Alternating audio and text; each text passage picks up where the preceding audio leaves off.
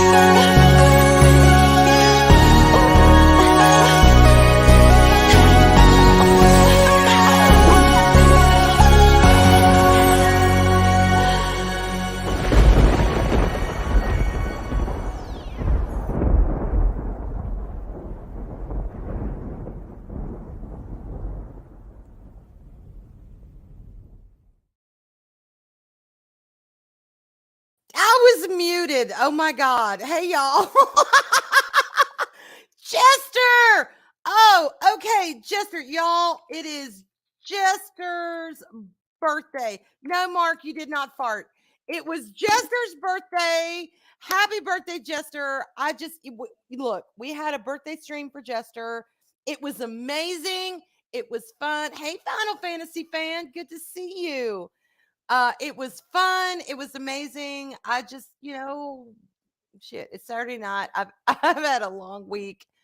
I didn't want to be by myself. So I decided, what the hell? Let's throw up an impromptu stream. Let's do it. Okay. And I'm going to add something to the stream. Hang on, y'all. All right. I know I should be wary. Here we go. Till I venture someplace scary. Yes. Ghostly haunting, I turn loose.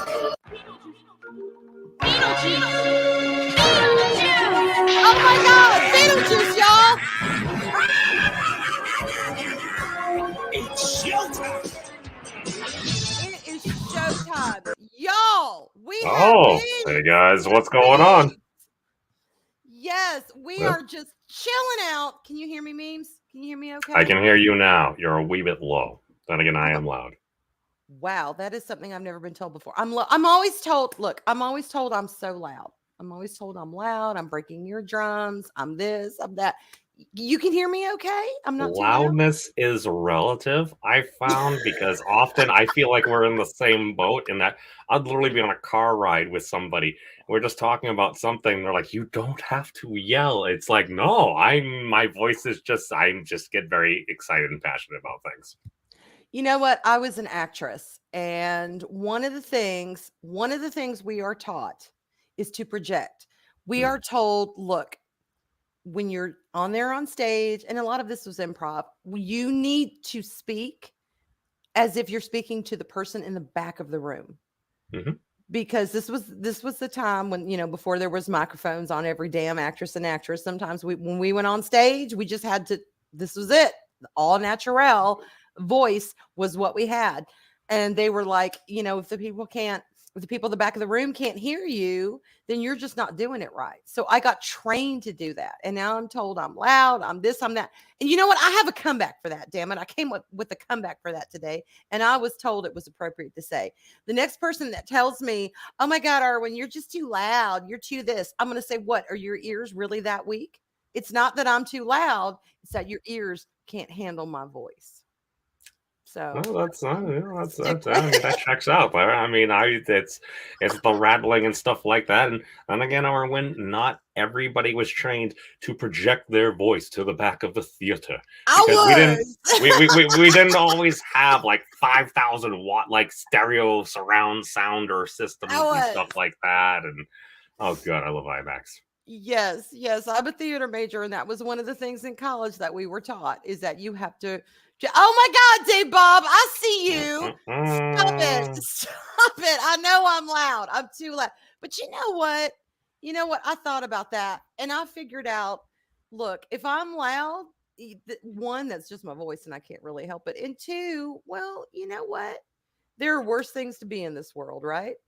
Oh Then dear God, it how just dare people be able to hear you? And Mark says, "Hey Arlena, when did you start looking at sounding like memes?" Well, memes is my special guest tonight. It's okay. It's okay. It's a very high bar. I do not.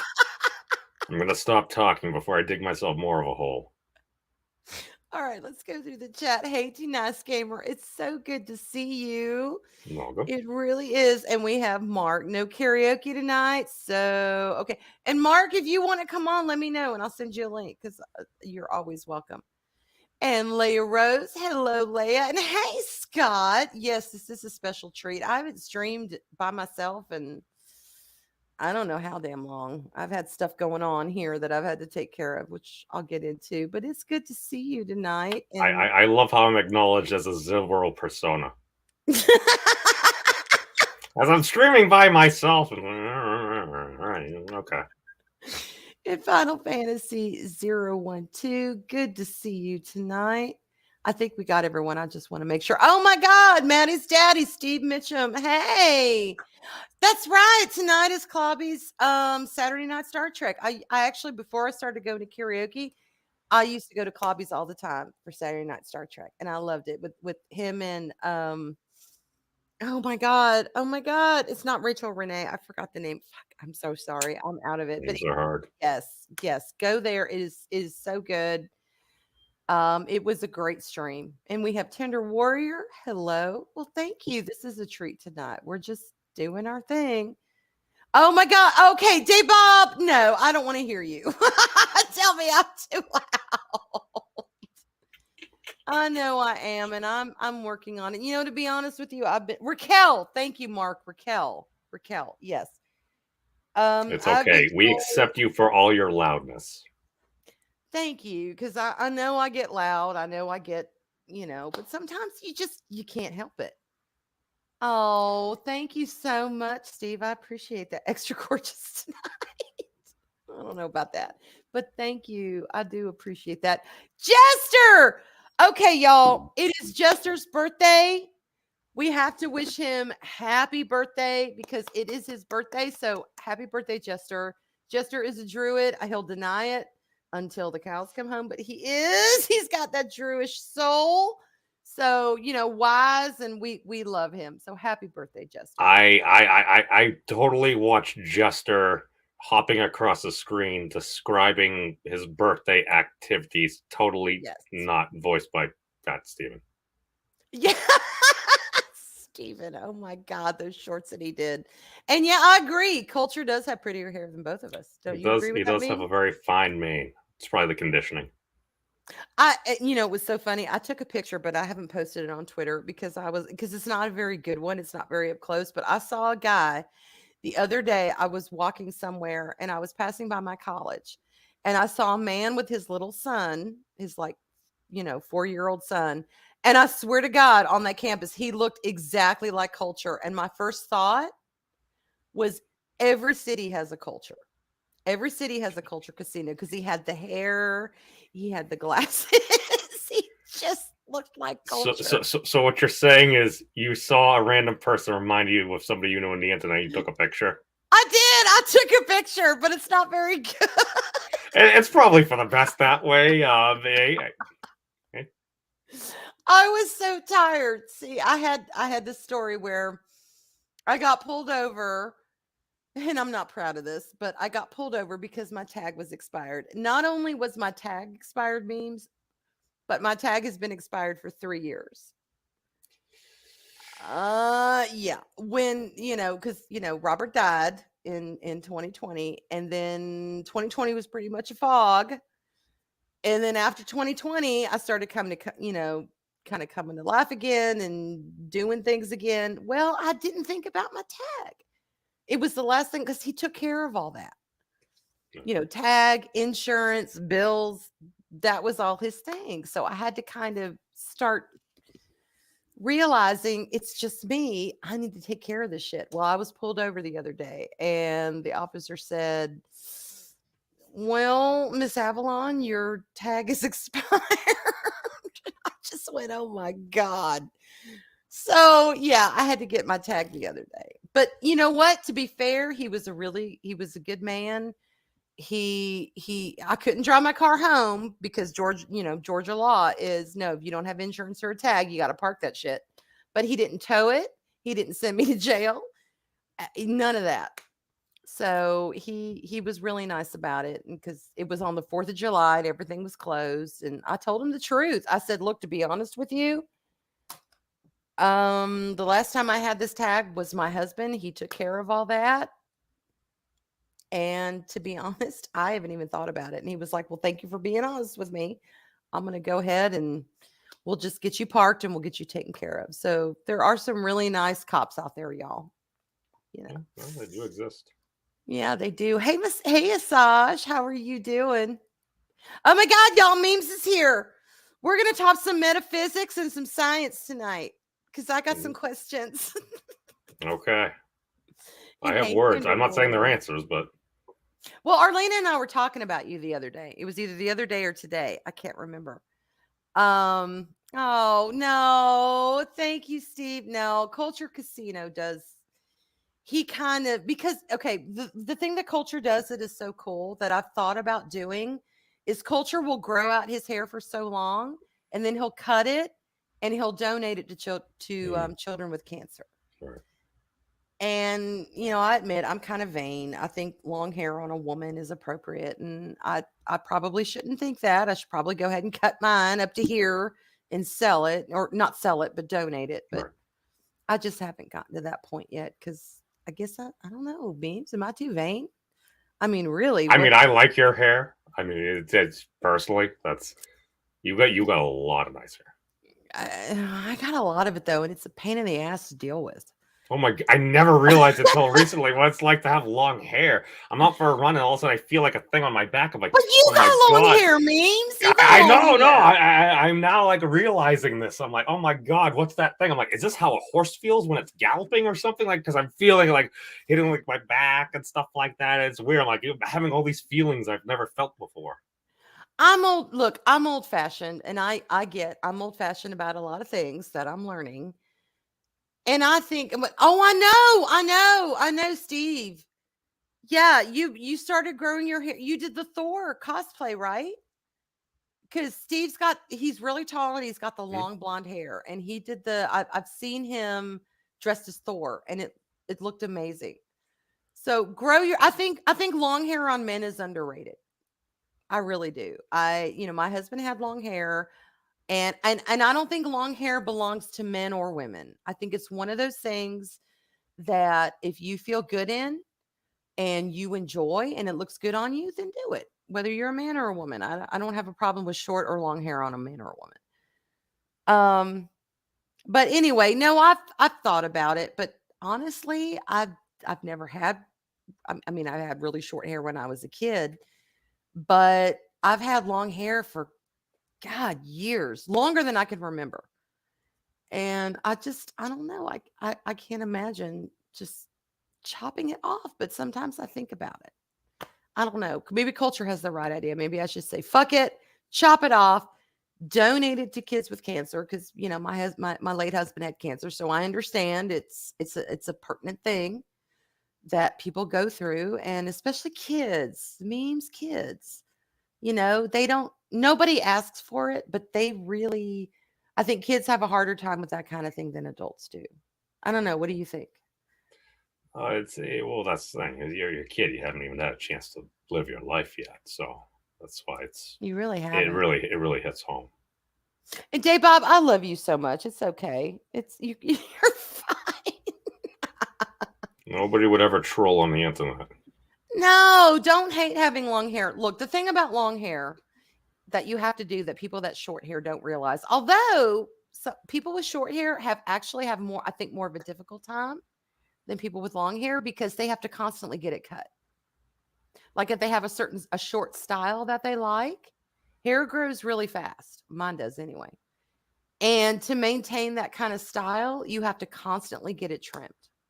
And I don't want to go through that. I just want to let mine grow and I don't have to worry about it. Kids are so innocent, they don't deserve that kind of suffering. I agree. But the good and bad people both have pain and suffering in this world. I mean, it's the way it is, and that's unfortunate. But yeah. And I'm the spitting image. Asajj says I'm the spitting image of Major Charles Winchester when I grow what's left of my hair. Oh my God, are you talking about oh God, who is he? Memes, help me out. He was the clock from Beauty and the Beast. And Winchester from MASH. David Ogden Stiers, is that his name? I have no idea what the actor's name may have been. His name. I don't even remember the clock's name. No, there was the candelabra. There was everyone else. Well, I don't have a problem with that. Because I think I get it from my dad, to be honest, because I've noticed, when my dad has gotten older, it's funny, and I hate to admit this, but what the fuck? I've been drinking this all night, y'all. It's strawberry margarita, strawberry and tequila. What's more red, that or your hair?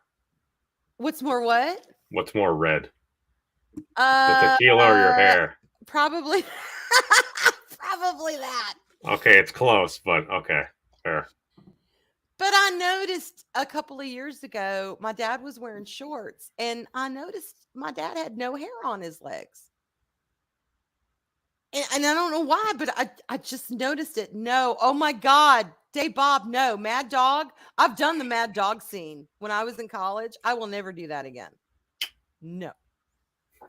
Yes, he was. He was on that episode where he played a guy who, I think it was in their 60s. Their race self-deleted. It was like their choice. But Lumiere, Cogsworth, Hey Scott. What was I saying? I was talking about, what was I saying? You were talking about the hair missing from your dad's legs.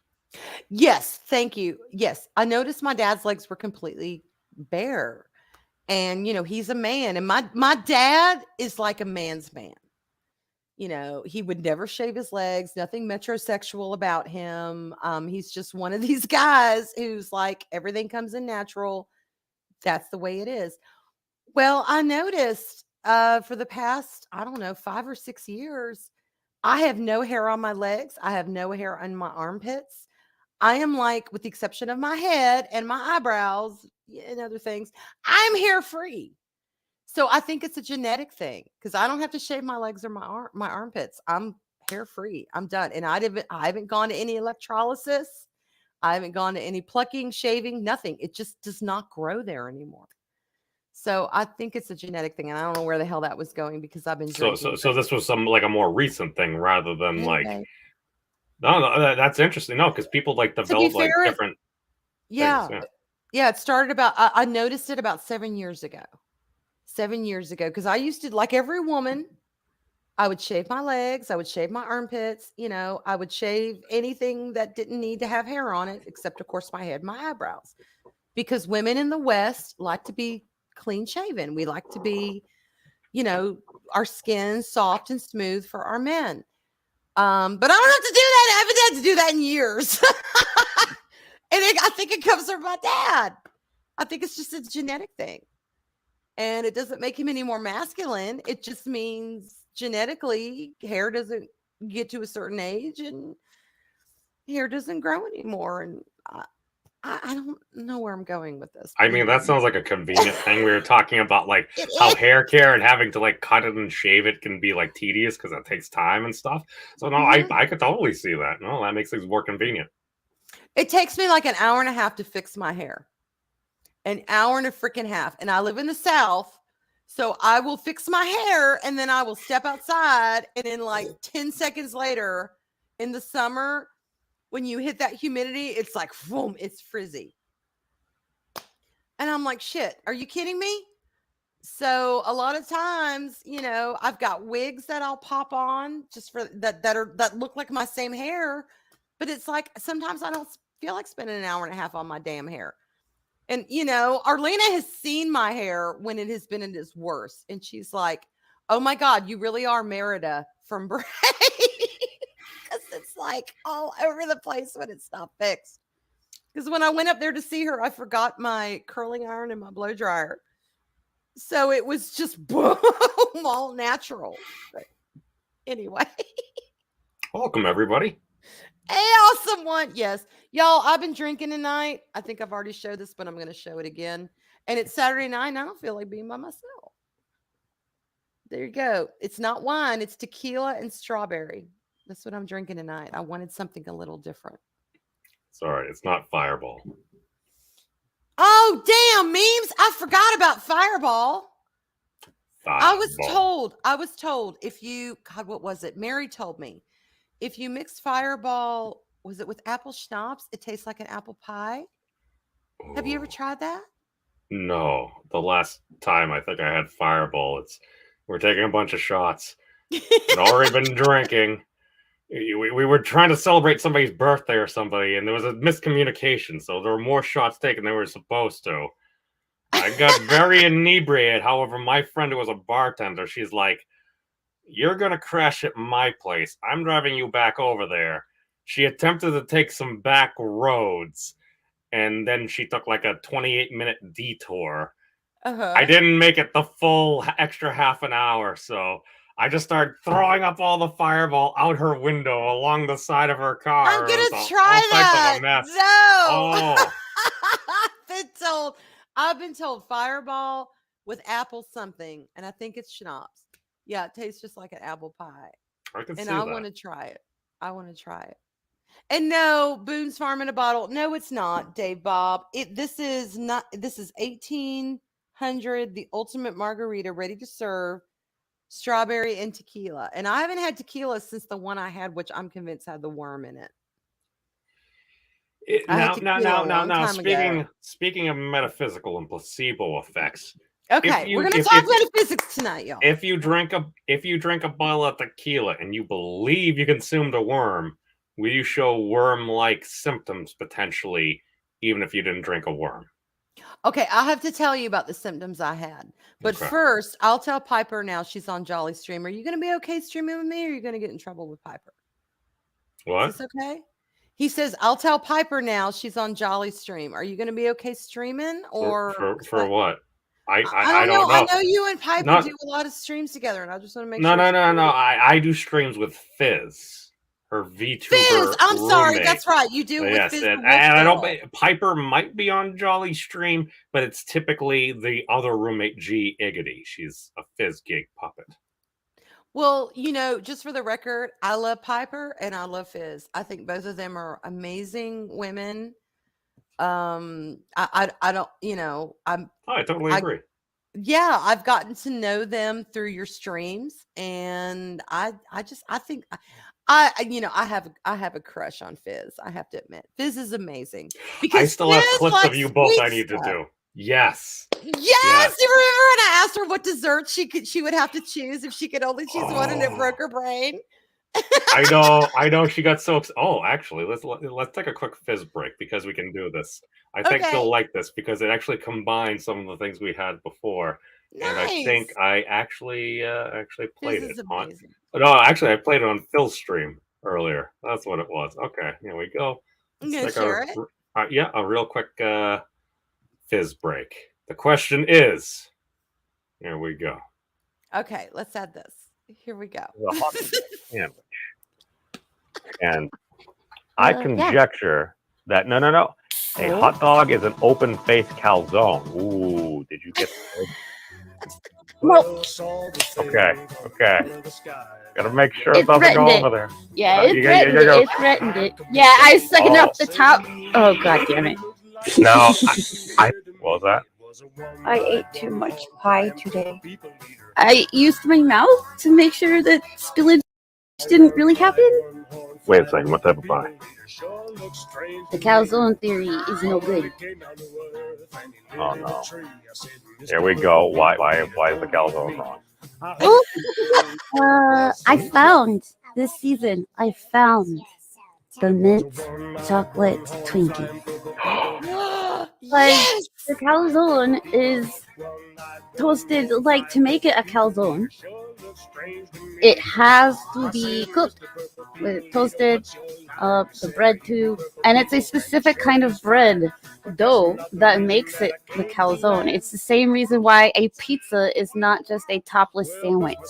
They do exist. Yeah, I devoured them very fast. Nope, still bad. Nope. Whoa. And I've never seen them again. Damn it. Yeah, no, you're self-aware. You're self-aware of it this time. So now I'm sad. I love it. Did you share any with Piper? That makes all the difference. The bread that hot dog buns are made of makes the hot dog more of a sandwich. And the fact that the buns might be warm, but generally they're not toasted and they're not pizza dough. It's sandwich. It's sandwich bread. Mm-hmm. And it has crust, and so does cheesecake, which is why cheesecake is actually pie. Cheesecake! Oh my God! Yes. The wiener sandwich. That's I the do thing. remember when I did not understand why people kept saying phrasing at me. Yeah. Sometimes it's I resent. Yes. Oh my God. And I remember asking her that question. I remember asking physically. Actually, it was your fault, Memes. Mm-hmm. You kind of threw that question at us. What is the favorite? Okay. You were like, okay, we got Fizz and Arwen here. Let's put them together. Then y'all fucked off, and it was. I'm like, I need to take a quick bathroom break. How can I eat up about 2 minutes of time? I'm like, all right, let's put the gals together. What's your favorite dessert? Go. And I asked her that, and she was like, "Oh my God." It's like error 404. It took her from because back, I don't know if y'all have watched. This was, oh my God, Beams. This was a little while back. Almost 2 years ago. This was almost 2 years ago. It was about a year and a half. I was on Memes' stream and we were talking about, oh my God, Oreos and Twinkies. And y'all know me. I'll just give me a subject and I'll talk about it. Whatever.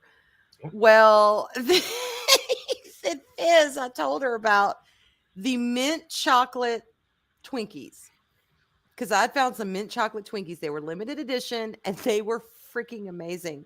And I told Fizz about it because, Fizz likes her sweet stuff too. Mm-hmm. She found some. Y'all, she found some Twinkies, the mint chocolate chip Twinkies, and she had them. So her and I have bonded over these damn Twinkies because they're limited edition. You can't find them anymore. It's awful. But I don't know. Maybe it's a good thing. Twinkies bring people together and stuff. I've literally had conversations about those and like, what was it, Swiss rolls and stuff, putting them in like the freezer and stuff, getting them all like nice and firm and stuff, and eating that and just sharing a story, and all of a sudden having to like a person be like, oh my God, I did the exact same thing. And it's like, you never know. That's why I say we're almost similar and we are different. Erlina, I think I set him up for both channels. Oh, you're dual streaming right now? That's why people were asking if it's an after party. You still the dual stream. All of a sudden, it's like, all of a sudden the show goes off, and all of a sudden it's like, oh, look, there's Arlena birthday stream. Wait, what? Well, okay, we stream Sugar and Spice, and we stream Arwena Activate. Yeah. Before there used to not be an option for that. You had to stream to one channel, and then you had when I was doing Pink and Purple with Purple, we would stream 1 week to my channel and then the next week to hers because they didn't offer a dual streaming at that time. Now they do. So Arlena and I, usually by habit, we will stream Sugar and Spice and Arwena Activated from both channels. So tonight I just set it up for both channels, Arlena. So what you're saying is you didn't unclick the thing. Well, I'm so used to setting it up for both of us that I just, yeah, Oh. she's been So you Arlene. clicked the thing, Arlena's not thinking, because of habit. No, I do I same did stuff. by habit because as far as I'm concerned, I mean, Arwena's my partner. She's my sister. We do streams together. We do everything together. So I'm like, okay, we're just gonna hook us both up. But yeah, okay. I'm streaming to your channel too, Arlena. Just go over and say hey. Kikity approves. Well, there we go. Okay, memes. I want to ask you a couple of things Okay. because we were kind of talking about this. Well, one, Arlene and I were talking about you earlier, and number two, the subject kind of came up on BackTube. All right, one of the things we were talking about is we're so impressed with how fucking smart you are. Okay, you really are. You come across as just this kind of, down to earth guy that's just kind of, hey y'all, hey, how you doing? I'm Means, I've got my intro, blah blah blah. But then when anyone really listens to your channel and listens to the things that you're interested in, you are very science. You are very smart, you are very science, you are very into those things that make this planet work. Are we wrong? I like those things. You like those things, yes, and you are very down to earth. So when people first meet you and first talk to you, they don't realize how scientific you really are. And I've been on your channel a few times when you've had science on there for the metaphysical point of view. Because everything's kind of connected. I think science and magic are connected. I really do. I think science is magic that is explainable. That's the way I see science. It's science that any significantly advanced technology is indistinguishable from magic. it is the truth. So we were kind of talking about that the other day. No, Arlena, no. Arlena will never look manly. Arlena is beautiful, y'all. She's got that blonde hair, this green. No, she's beautiful. There's nothing manly about Arlena at all. And anyway, and tonight we were talking about kind of crystal balls. One of the things that I would love to have is a crystal ball. And I have found that crystal balls are traditionally a clear sphere. They are a clear glass or a clear quartz, but I've seen them in different kind of gemstones. I've seen them in amethyst. I've seen them in aventurine. I've seen them in citrine. The crystal ball can be round and formed out of any crystal. And that's the one that I want. I want something that's not necessarily clear, but that is more of a crystal form. And I was kind of telling her, I said, look, I've been on Memes' channel when he's been talking about, scientific things. And I said, to be honest, I haven't understood a lot of it. I've tried, but he's had me on there because he kind of sees the world. And correct me if I'm wrong. This is just my impression. But you kind of see the world as not just science and numbers and equations and the cold part of science, but you also see the magic in science. You see the purpose in it. You see the encouragement of it. Am I wrong there? Because I've kind of wondered sometimes why I've been on your streams, because I'm like, he's talking science and I am like, not science. But I've always tried to bring kind of the metaphysical part of that world and explain it. So what is your view on that? What is your view on science and magic, and how do you all blend it together? Or do you blend it together? Do you just have one thing that you think?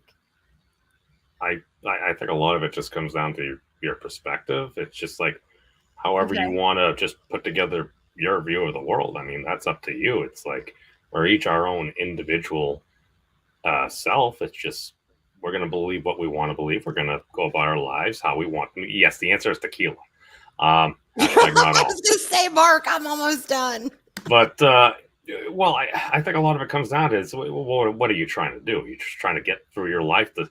to get through your life, does your average Sally Dick or Jane need to learn string theory? It's like, I don't know what string theory is. I mean, I remember in college going by like the science wings and I'd see these posters. It's like string theory. We believe the subatomic particles are made of these tiny vibrating strings. I'm like, okay, I can see a string. I can know it vibrates, the guitar strings and stuff like that. I'm like, oh, that kind of makes a lot of sense to me. I didn't know anything else about it. I'm just like conceptually, well, the smart people talking about this.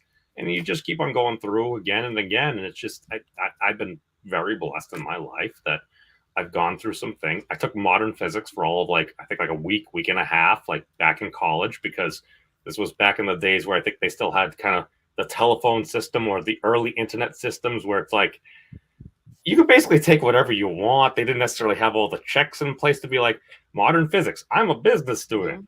I didn't know I was supposed to take the prerequisites, physics 1 through 3, all the labs, electromagnetism, thermodynamics, yada, yada, yada, all the classical physics and stuff.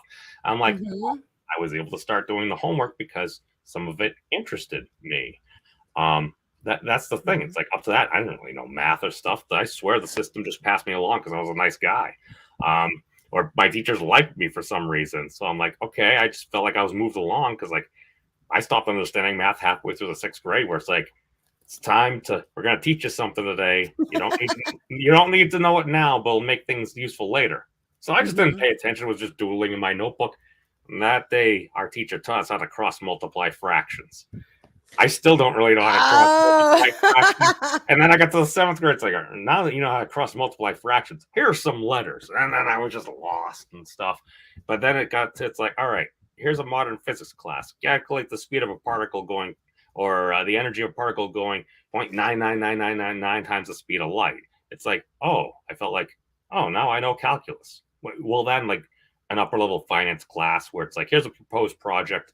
You need to be interested in things because that, and actually coincidentally, people might say, I'm not good at math, but it's like, if you ever played a game like World of Warcraft or any type of game, you're actually probably doing calculus, whether you like to know it or not. It's like, if I have this particular, if you add in this particular gear, it's going to increase my crit rate, my hit rate, my plus to my damage or healing or stuff like that. It's like you're increasing your statistical chances of success, and then you just need to execute appropriately. That's how I helped maximize my damage in like World of Warcraft when I was a mage or whatever I was at the time. It's just like you look at the parameters of the game you're playing and try to get the best fit for what you're trying to accomplish. And I think a lot of science is like that too.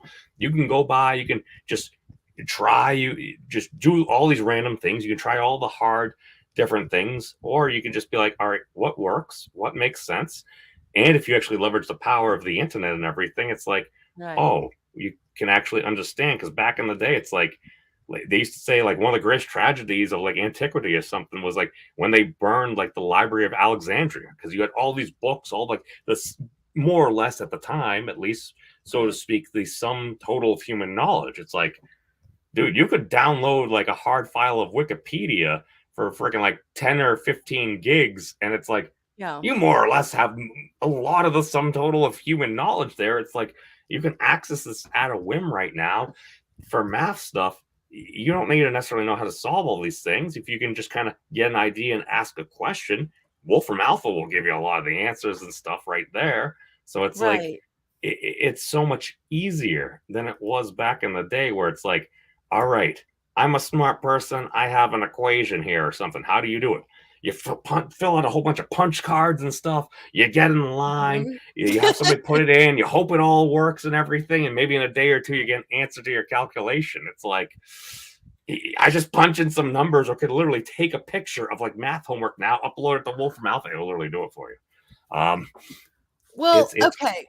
Here's one of the things with that is I do think there needs to be more of an interest in science, in like real science, not freaking Greta Thunberg sitting up there going, how dare you?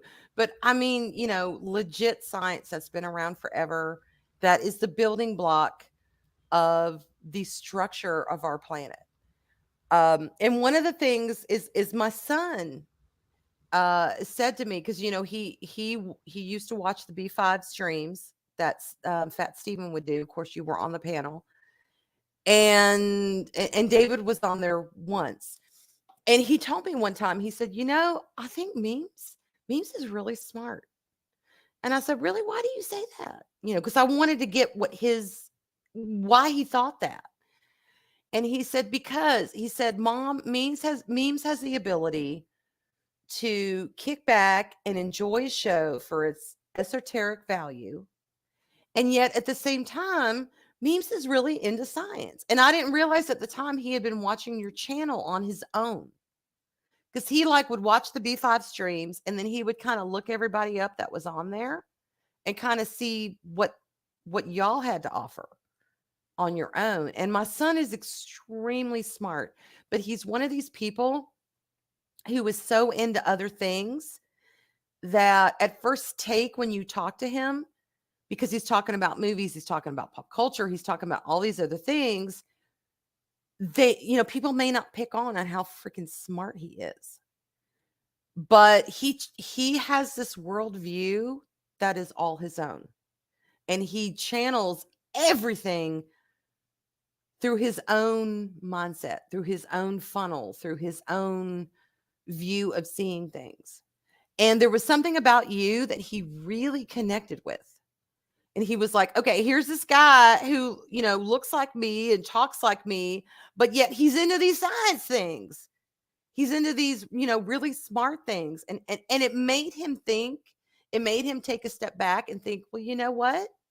Well, maybe I can be smart too. And that really struck with me because it wasn't about the science.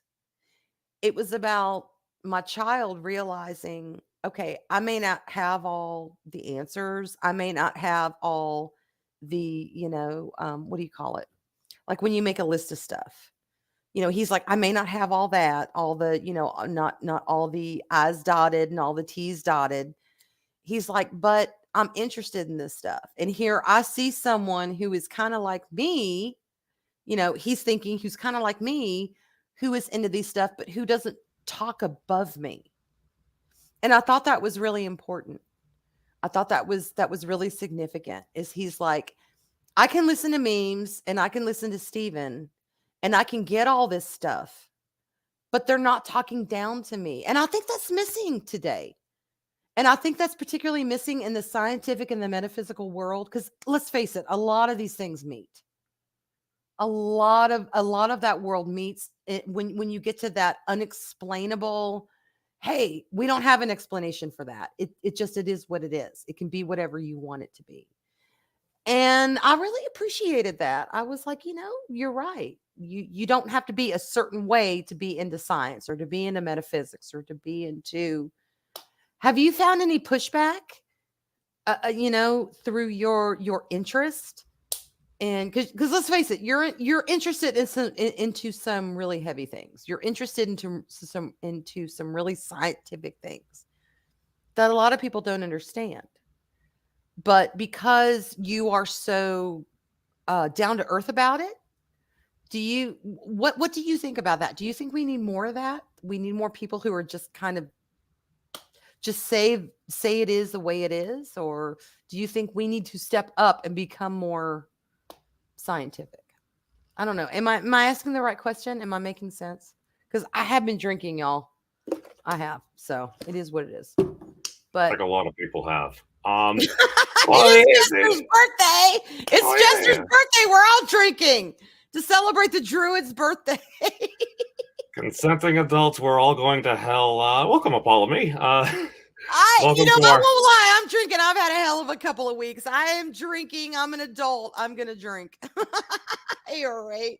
To be fair, AI might actually save us, because I sit back, I'm like, and this is one of the things that I commented to Professor Wolfram. It's like, I feel like the AI will take after us.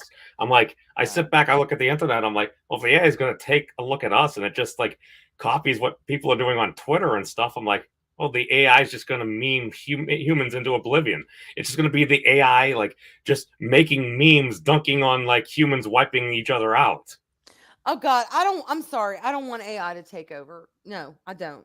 No. What I'm saying is it might help us get our act together. If it's like, wait a second, the AI is just dunking on, because it just sees humans dunking on each other. So it's like, well, if this is what humans do, let's just dunk on other humans. So it just becomes AI sharing memes about Humans dunking on our memes dunking on humans with other AI and stuff like that. So it's like because it sees everybody just destroying people, this and that. It's just like, all Yeah. right, if it's just going to copy us. But as far as the science stuff goes, Yeah. it's like from just based upon what you told me, this is why I feel like it is important to have voices that maybe you wouldn't necessarily always hear have Mhm. a chance to speak because different folks, if they see somebody that has a particular attribute, whatever that might be, of somebody that they see, they're like, okay, this person has the ability to do this. Maybe I can do that. And Mhm. the other thing that I've kind of learned over the years is as wonderful as it might be to use a lot of 42-point Scrabble words and stuff like that, it's like, it, I mean, is that the most appropriate word, or are you just saying that to try to like make people think like, oh look, here's a word that I know, and I like using certain words and stuff, but if you're using something that the average Sally, Dick, or Jane might not always understand or have heard before, I mean, there's nothing Mhm. wrong with learning something new. Just help explain it to people in a way that folks can just try to understand, and it just because especially if somebody's going to pay attention or if they're going to click on a video, Yeah. that's the thing. Somebody chooses to be there. You should try to at least be decently considerate and just explain things in a way. It's like I think this is something that Professor Feynman said. It's like if you can't explain it to like a fifth grader, it's like, do you really understand it? And now some folks will disagree with that. Is that necessarily true No, I in agree your with case? that. But at least being able to generally communicate a concept, and it's like that's why Mhm. like a lot of people, though it's not precisely true, to get a first level approximation of like people talk about general relativity. It's like, what is that? It's like number one, it's not E equals MC squared. That's special relativity. Number one. I didn't know that until recently myself.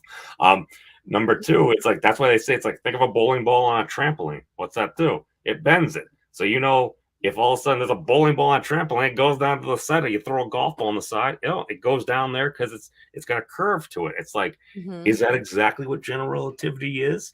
Not precisely, but it at least gives you an approximation. Just be honest, it's not the whole truth, but being able that allows a person to conceptualize something in something that they understand. And I think like whether it's just Mhm. science in general and stuff, and especially recently, people are talking about this and that. And when things get politicized, I sit back, I'm like, there were metaphors that could have been used over the past couple of years. Like when you're talking about certain, let's say, respiratory involved things. And I'm not a doctor nor a virologist or anything, but I'm like, you could have simply used like, okay, I'm communicating this. There's a difference between Vaccine. intake and exhaust.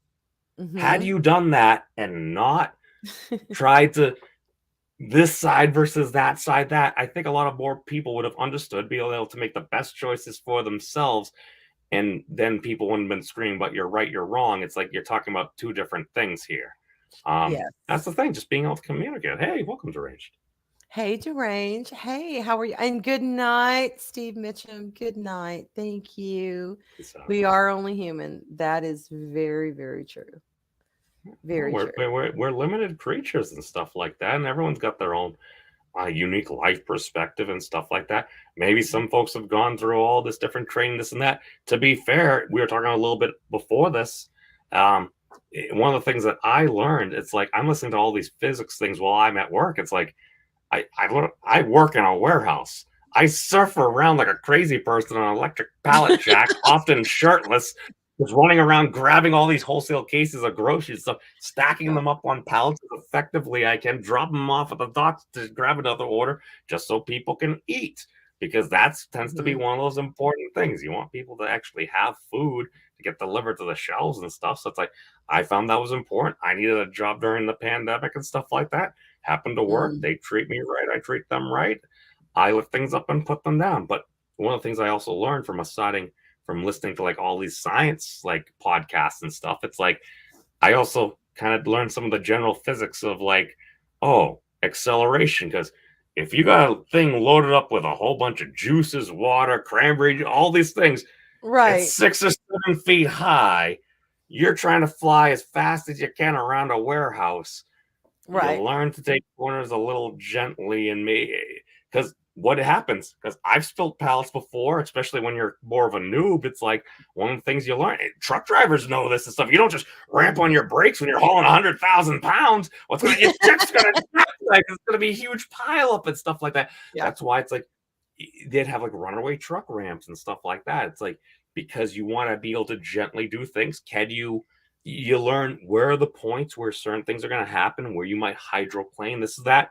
Because if you use an example like that, that's something that many people, not all, but a lot of folks can draw something into their real life. Because you can talk about, oh, there's spinners and stuff like that. Those particles need to go around twice and everything. And I'm like, Nani? It's like, that's one of the things that got me into all the science stuff. It's like, I had no idea why. I had an itch. I wanted to learn more about this and everything. And then I'll hear people explain things, and it's like, okay, that's kind of cool. I can start to see that. But my thing is, it's like the algorithm will show you what you seek. Yes. If no matter what you seek, it'll show it to you. And one of the things that I found is the more sciencey things I would get, it's like I would find something else. It's like, oh, here's a video from like 8 years ago, or something like, oh my God, how did I not come across this before? Like, this helps explain to me at least what better is going on. But I think a lot of it's like people are afraid of math too. That's the thing. It's like math is hard. Math, unless I'm stoned, math is not my friend. I love how you say that. I love how you say that. I was better at physics when I was drunk, but when Arlene and I are stoned, apparently our superpower is we become mathematicians, because we start trying to figure out numbers, and we start talking about numbers and yelling numbers at each other. And I mean, we did this on our Up in Smoke stream several months ago. Is we have both promised to start chat that when I went to visit her in December, that we would have a stream where we were both imbibed by the devil's lettuce. So we did. Because I remember that. There. Yes. So, we did not hold back. Yes, and lightweight than I am, I had less than she did, but because she came out and she actually stole my doobie from me. She did. She took it. And I was like, what are you doing? She's like, I need more. Anyway, the point is, we were told that we were shouting numbers to each other because we were trying to figure out time and work on numbers. And it was fascinating. So, yes, I have learned since that that's our superpower. But otherwise than that, numbers and me just, I don't know. It gets to a point where I'm like, okay, I've read you, I've seen you, it's enough. Now I'm going to turn you into magic because I can't handle you in science. Do you find that happens a lot, that people will take something science and turn it magical because it's a way they can relate to it better? Yeah. I don't know. I know I do I mean, that. you just conceptualize something in a way that like makes sense to you, and that's why it's like, what's the difference between, like, I don't know, like science and magic and stuff like that? It's like you have all these different. Actually, hold on. We have. Well. Oh God! I hit the wrong thing again. I am sad. Wow. But what did you hit? Do I need to pull something up? Oh no! I was supposed to share something. Okay, share what you can. Y'all, we are live. It is Saturday night. It is right after Jester's birthday. We make no promises. So I'm just saying. I pulled this up and then hit the wrong thing again. There you go. Okay, let me share it. There we go. Add to stream. Any sufficiently advanced technology is indistinguishable from magic. That's nuts. Professor Keaton, no, that's an Arthur C. Clarke quote. And he opens up like his podcast with that. So I'm like, I'm totally stealing that meme. I'm like, it seems to be true. It's like back in the day, it's like you had the platonic solids. It's like, oh, what do you have? It's like you have like earth, air, fire, water, heart. Yes. Ether or spirit, and soul star. Yes, absolutely. And that is what's so cool about it, though, is that magic and science are interlinked, because a lot of magical practitioners will take the science, they'll take the elements, they'll take the principles of physics, they'll take the principles of energy, they'll take the principles of these things, and they will apply them to their magical use. And really, it's like, it makes a lot of sense. The craziest thing is, it's like thousands of years ago, you had like some of those Greek folks over there coming up with the platonic solids, and there are only 5 platonic solids, which is interesting because you take an equal side length, basically equal sided face, and you can only construct either a tetrahedron, a cube, Uh-huh. an octahedron, a dodecahedron, or an icosahedron. So basically a D4, a D6, a D8, a D12, or a D20. So I'm a D&D D20, guy, so oh I'm like, my it God! totally works for Oh my me. God, yes! I love that. It's literally Dungeons and Dragons, and Yes! I did a video on this like 2 years ago. But the crazy thing is, there are only 5 platonic solids, which is interesting. It's a geometric thing, which Uh-huh. we directly relate to magic just mimetically in so many ways. Welcome, Atlantean.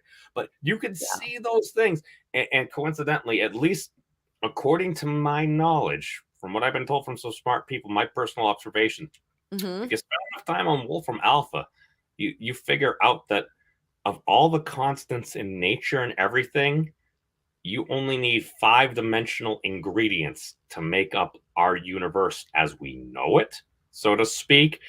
That happens to be time, space, charge, mass, and temperature. Those 5 ingredients right there, you can basically reproduce like modern physics and stuff, Yeah. as we know. Like the literal constants of nature from our realm of persistence, there are only 5.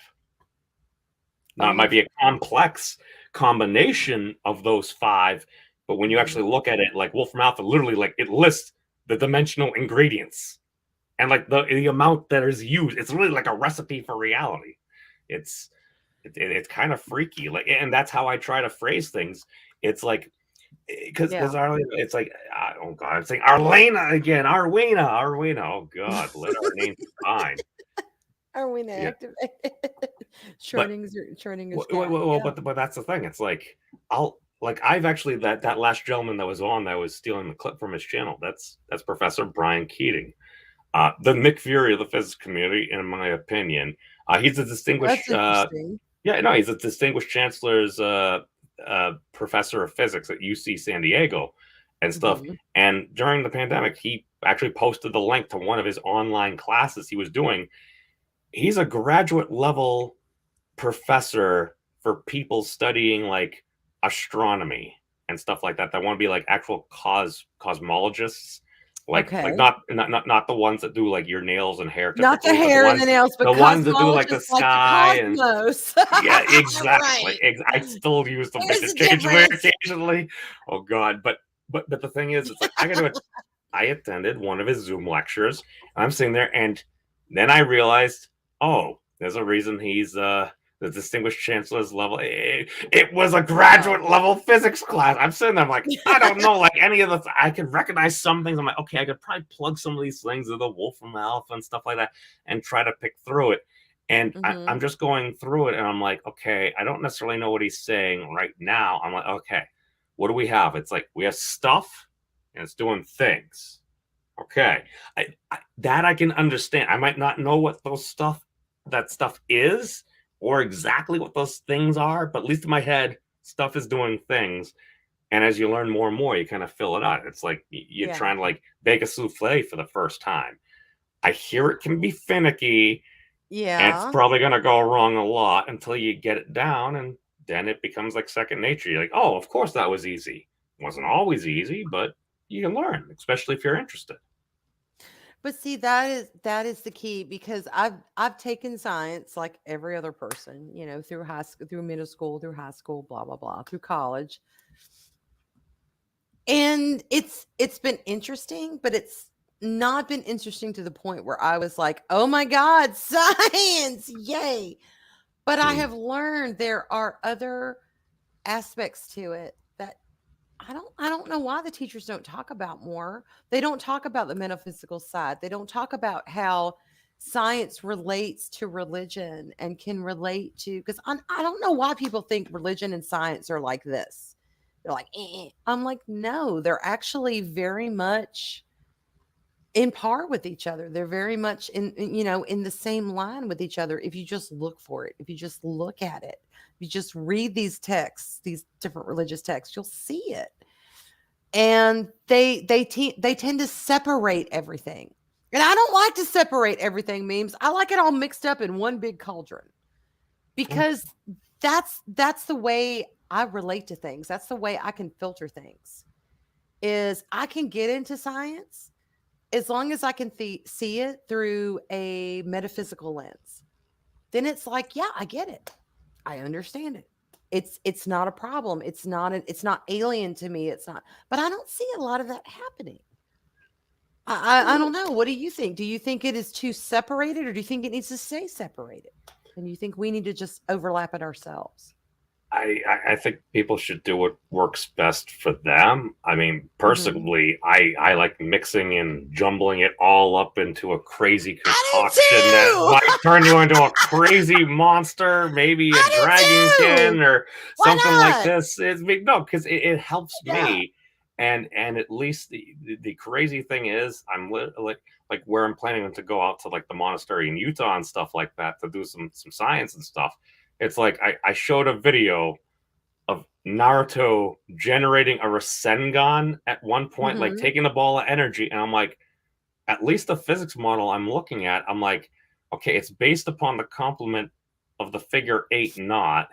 I'm like, so what is the figure 8 knot? Like, it's going through this crazy articulation that's going through all like this, and I'm like, I'm watching videos on science. They're like doing that. I'm like, that reminds me of the time when I was watching Naruto, and like he's forming a Rasengan. It's going through this heavy articulation period, and the Rasengan in and of itself is basically like a high energy like sphere, or some may say hypersphere. I'm like, I'm using that as an image in my head as a stopgap for, do I necessarily know how to go through all the equations to do all this and that? No, I'm trying to work on it. But I'm like, that gives me at least a conceptualization. And I showed it to one of the founders of the monastery. It's like, oh, it's like you can learn physics through anime. I'm like, yeah. It just put like an image in my head. So that when you say it's like, okay, you just needed something relatable. It's like, no, I mean, I can totally resonate with that. That's the thing. It's like, I feel like people often get scared off when people start saying quantum. It's like, oh, quantum, oh, that's hard and stuff like that. It's like, really, I feel like for like a lot of science and stuff, it's like, it just literally, because I hear some scientists literally say like Legos and stuff like that. It's like, all right, you got your Legos. These are little bricks that we have. We're building houses and stuff like that. Right. And then all of a sudden it's like you have mega blocks. Oh, it's like the planets and stuff like that. It's like, and then you have like micro blocks. And then did they have nano blocks as well? Or maybe that's the thing. It's like, no, and they had mini blocks and then micro blocks. That's the thing. Just call it like microphysics or something like that. It's like you just have to say quantum because it's like, yeah, to an extent, but quantum just means number. It's like you're quantizing it. You're giving it an assigned value. It's like, yeah, we do that with like our cheeseburgers. It's like it's a quarter pound net weight before cooking. We're quantizing the beef. So it's like, why do we treat it like it's something so out there? Or if you're a carpenter and stuff like that, you just happen. The one thing that I would say that would probably be really controversial is I went to a political town hall several years back, and one of the individuals that got up there proposed something completely out of the blue that I'm like, that seems very bizarre. It's like, will you support the conversion of the United States into the modern world by adopting the metric system? And I'm like, what? Doing a lot of science, I'm like, I would be okay with that over a transition period. Because let's face it, it's like an eighth of an inch, especially if you're a carpenter or plumber, stuff like that, you're used to that and everything. It's like, yeah, you're going to want to have a transition period. But at the same time, I'm like, well, isn't that one of the reasons why, like, the Mars rover, like, it basically, when we were doing the calculation, it's like we did the calculations in meters, but we programmed it in feet. So rather than making a graceful landing, our first Mars rover literally face planted into Mars. Mhm. because it's like, oh well, we did the calculations in meters, but we programmed it in, or maybe we did the calculation in feet. We did the calculation feet and programmed it in meters because it's like 3.3 feet in like every meter, so it's like a little off there. And also, I think, hey, if somebody still wants to use a monarch shoe size after hundreds of years, power to them. I just think it would make things a little bit more coherent, literally. Just my opinion. Well, okay, let me ask you, since you are so plugged into science and you are so plugged into the way things work, how do you view modern science fiction? When you listen to it, do you think, "Oh god, that is so off track. That is really fiction." Or when you watch it, are you like, "No, no, they got some things going on here. They're actually pulling from real science." What I is your think feeling on that? I Or which do you it prefer even? Do you it prefer the totally fantasy stuff or do you prefer, "No, I like it when it works with real science?"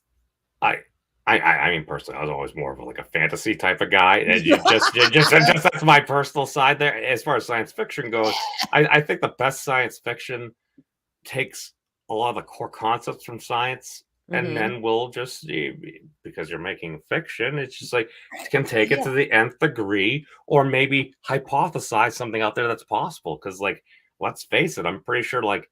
Isn't that how we got flip phones? Just because of like the Star Trek communicators and stuff like that? That's what I've heard. Yeah, that's one of the things. It's That's like you where it put all the meme stems out there. from, Here's a the little thing you flip communicators, open. You can communicate literally the remotely over large communicators. distances. Maybe you, at some points, now we can literally do remote viewing from other places in the world. That's what we're freaking doing right now.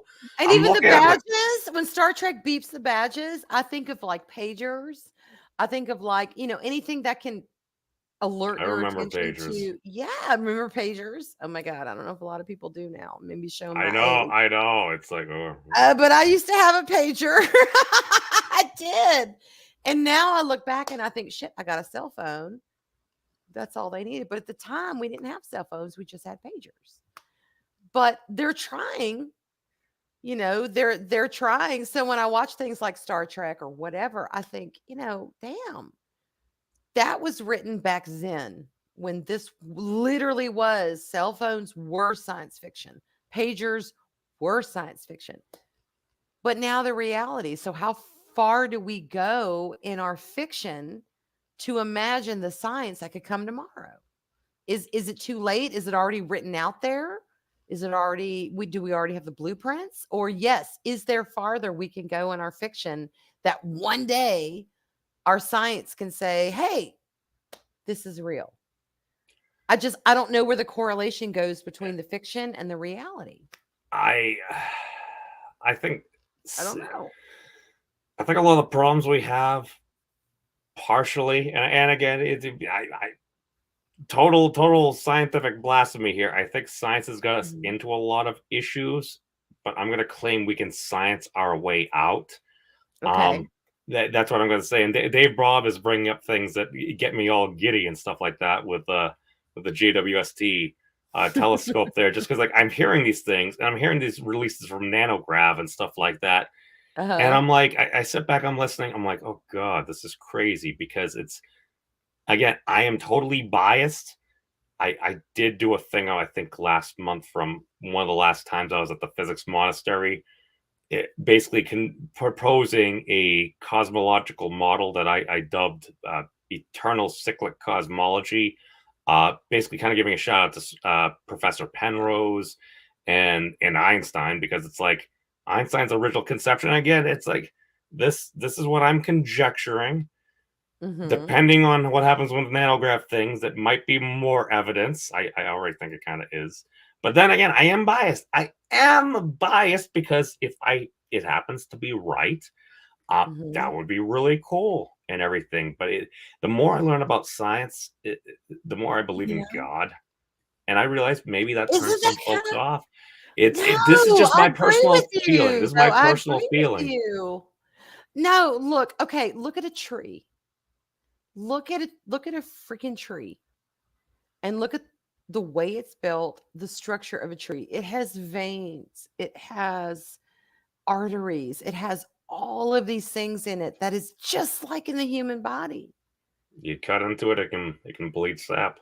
It can bleed. It can, when you cut it down, it dies. I mean, there's so many connections. And I think, look, and if people look at that and go, oh, you're comparing a tree to a human, you're freaky. I don't believe in God. That's fine. I am not here to support the belief in God or not. But what I am here to say is that I have noticed so many connections between just natural things and humans that it's made me wonder. I'm like, you know what? There's more to this thing that I think people give the what is the word? Not the credit, but Credence. the what? Or Like credence the or foundation. Yeah, like the foundation for it. Like they come in and they look at something and they think, "Oh, wow. Okay, let me look at all this stuff together." It's well, I think a lot of it comes to communication because like if you Mhm, describe it like you were describing it there, or it's like if somebody had to say it's like, well, my opinion, this is what I happen to be seeing. It's mhm. just if folks, especially if you happen to be like if it's your job Yeah. and most folks within that community they believe this, it's like, well, this is going to sound kind of cliche, but blasphemy, if you would, to Mhm. say something that other folks don't agree in. A lot of folks might agree with you. They might just not be willing to say it, at least publicly. Oh, and just going into what you said, Arwen, um, don't this just beat all? All right, let me add it. Okay. That's a picture on the left, apparently, of some brain neurons in the brain, and on the Okay. right is basically a large scale cosmological picture of the cosmos. All I know is at one point, certain They folks look had very said, I think it similar. was Einstein or maybe Michio Kaku, or maybe they're quoting Einstein. It's like to understand the mind of God. I Yeah. see these pictures. I'm like, all right, well, see, that looks like the inside of a mind. And I sit back and again, it just my personal opinion. When people say like, "What is God?" It's like I sit back and every once in a while, like I consider what I believe Professor Peterson at one point said. Because at first I thought he was Mhm. just kind of doing as a cop out, and well, I may disagree with a good professor on a number of things. When he at one point he said, "God is that which is uh, was it omnipotent, Mhm. omniscient, and omnipresent." It's like, all And right, all omnipresent. powerful, all knowing, and basically Yes. everywhere eternally. I'm like, at least Mhm. that's kind of sound like the definition of universe. I'm like, um, It depends on how you kinda want to does. take it. I don't know. I don't know. And again, it's just again, I ain't trying to really preach, so to speak. It's like I'm just giving my opinion. I'm looking at things that I've been told before. It's like I look at these different things and it's like, well, it might not be a one-to-one match and everything. You look at it and it's, oh, that seems very beautiful. It seems almost, some may say, miraculous that that happens to be the case. And it's like, Yes. Yes. well, my thing is, it's like I sit back and it's like, okay, how do we yeah, no, it's like, is there a common ancestor, this or that? And people will disagree about different things, and that's fine. But I'm like, Mhm. as far as I understand it, like, and however universe or our realm of persistence came to be, we could Mhm. discuss that and everything. It's like, I don't know, I wasn't there. I have my own ideas, and again, I am biased about that. But at the same time, I'm like, okay, as Yeah. far as we understand it, we have the Earth. So basically, it came from a hot, just immensely hot early universe doing this and that. And we had the formation of great stars emanating energy. And then around, we had these Yes. planets formed. And then as we had Earth, Earth coincidentally actually happens to be the densest thing in the solar system, which I didn't know until recently either. Because like the sun is Mhm. made up of like a whole bunch of hot gas, but the sun is freaking really freaking big, and so it's a lot bigger than the Big. Earth. So yeah, big. Big star. And Big star. Yeah. exactly no, and we got a lot of iron, so we got like a lot of metals and everything, which happens to give us a magnetic field and everything. And apparently, like 4 billion years ago, a gigantic space object called Theia or something smashed into us smashed into us, got a whole bunch of debris from the Earth to go around, conjugated into our moon, which used to be a lot closer and actually have a much stronger magnetic field as well. And we have a big moon. A lot of other planets, they have wee moons. Like they might have a bunch of them, but we have one big moon. Yes. We happen to be in the area that happens to get just enough energy from the sun that we can have liquid water. We had a moon. We're sharing like these different magnetic fields. We had all this churning and everything. So it's like, if you're going to attempt to do a quote unquote science experiment to see if you could create life, that seems like a pretty optimal thing to happen. Yes. And the fact that, at least as far as we know, what however life may have started or anything there, it's like we got up to the point now where we've got creatures like us being able to communicate using electromagnetism to remote view each other across the world. It's like that kind of sounds like a miracle. Well, okay. I was talking to Arlene about this the other day, and I am a little woo woo. I am a little pagan in a lot of my stuff, but the God that I worship is the God of the Bible. I do worship Christ. He is my God. I don't have a masculine and a feminine entity. I worship one God. I'm monotheistic in what I worship, or I should say, in who I worship. And I've had people ask me in the past, well, and this kind of goes, I think it was, hang on, this kind of goes along with what Dave Bob was saying. They asked me one time, they said, what would you do? Would you lose your faith, or would you stop believing in God if there was proof that there was alien life? And I thought about it, and I'm like, no, that wouldn't rock my faith at all. And they're like, well, why? It doesn't talk in the Bible about alien races, blah, blah, blah. And I said, exactly. I said, the Bible is given to man as man's blueprint of God's letter to him. I said, it doesn't involve aliens. It's got nothing to do with that. I said, that doesn't mean that God isn't big enough to invent alien life. I said, there is no reason for someone who believes in one source of religion, if they learn there was alien life, to all of a sudden say, oh my God, alien life. That disproves science. That disproves God. That disproves. No. I said, you can have both. I said, there very much could be alien life out there. I said, one, it wouldn't shock me. And two, it wouldn't challenge my faith at all. Because the God that I believe in, any God that I believe in is big enough to create anything the hell that they want.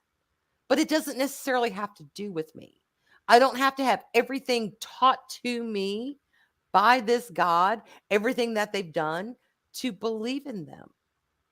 And for some reason, that freaked them out. They were like, well, no, you can only believe in one or the other, blah, blah, blah. And I'm like, why? Why can't I believe in both? Why can't I choose to find the sense to understand both? The same thing with science and magic. Why can't I blend the two? Why can't I believe that science is true and science is, it has its building blocks, it's had everything listed there, but why can't I believe? Because there's Murphy's Law and there's physics and there's all these things, E equals MC square. If I find that proven, why does that have to challenge me on an esoteric belief? See, I believe things all blend together. I think they all fit together. I think they all have a purpose together. You don't have to have one and deny the other.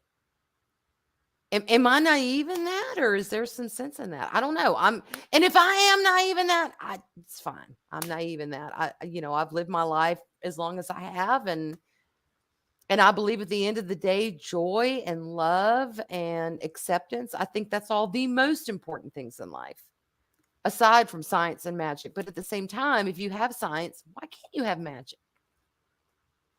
Am I wrong in that, or am I just not seeing what I need to see? I mean, I genuinely am asking that because you are very much into science and you very much understand science. I don't know. I don't What do you think? I don't know about that, but I think a lot. I just see people. I think folks best learn and understand just in ways that they know and can understand, especially if Mhm. it has interest to them. Because otherwise, it's like you can teach somebody all the most boring stuff in the world, and maybe they'll have the ability to do it, but do they have any passion about it? Do they actually have any drive? Do they actually get excited? Or it's like Yeah. I tend to feel like people operate much better in that realm of things. As far as it's like, all right, well, what's going on? Are we alone out there? It's like Mhm. my personal opinion is I kind of think it's a bit naive to think that we're God's only children. Um, I mean, I mean, if you totally like, if we were all, if we yeah. were the only life as we know it, or even even the only like life, literally, like as we know it out there, it's like that's kind of scary right there. It's like if we like mess this up, it's like that could be good game. It's like that seems like a Right. terrible story right there. I'm just like, if anything, I'm like the fact that we could be here and like if we were the only ones, it's like that sounds like even more of a miracle. I'm I just mean, like, to be honest, we could be. We legit could be the only humans in this universe, and I would be fine with that.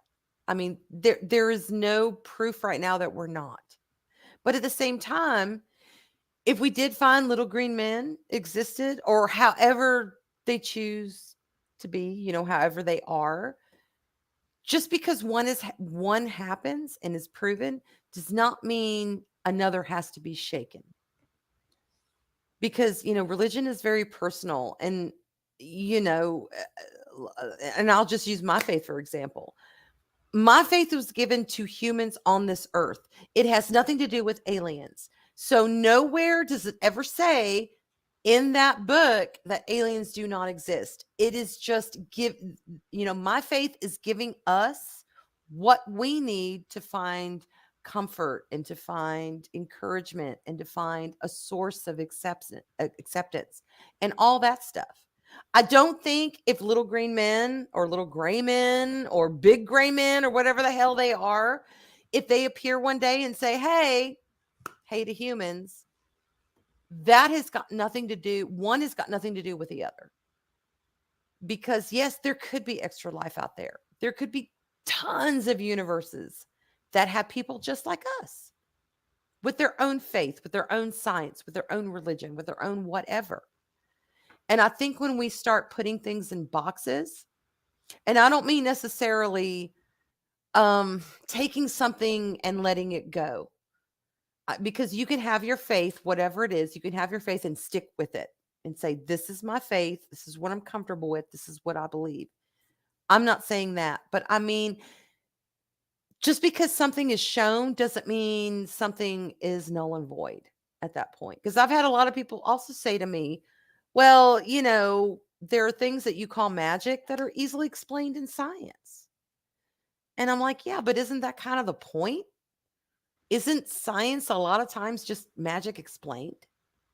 Just because you have magic and you can't explain it doesn't mean it doesn't exist scientifically. I my I don't personal know. opinion on that is like that's why I love that Arthur C. Clarke quote because it's like, Yeah. aren't we trying to demyst? And wasn't that like in like the Sorcerer's Apprentice or something like that? Whatever had like Yes. Nick Cage or something. Yes. It's like what are you? How do I do the magic? It's like, well, when you Yes. understand some science and stuff, just manipulate the atoms, How? use whatever additional source of power you have, and that's the trope there. It's like Oh my to do God. this Please. edition. I'm like, Yes. oh, that sounds really cool. I may or may Science not is be doing about a comic book about intention it. and sending forth energy. Science I'm is coming. freaking energy. Atoms, y'all, are energy. Everything has energy. So Well, it's all why is it energy. so bizarre to believe in one thing and cut off another? And Because I've other people never get told understood it's that. not real, and you're saying things that they They don't want to do. acknowledge and stuff like that. Am I saying it's like that's why it's like science is the ability to explain things that we did not previously understand and stuff like that. If you use the different Yes. words and stuff like that, um, That's why I don't have a problem with either. I don't have a problem with the scientific explanation, and I don't have a problem with a magical explanation or a supernatural explanation. Because you know what, y'all? Sometimes the supernatural does more to us than the natural world. It is what it is. There is a natural world and a supernatural world. And however you want to translate that is fine, but it's all intertwined. And it I makes life fuller. It makes life you have to, what is the word? What is the word I'm looking for? Tick those boxes. They're there. And it's not like if you have one, you can't have another. Because I don't believe in that. I don't believe you have to have one or the other. You have to be scientific, you have to be magical, you have to be religious. I say bullshit. You can take whatever you can look at whatever you want out of those worlds and combine them. As long as you do it, my only caveat though is you have to do it honestly and you have to do it in good faith.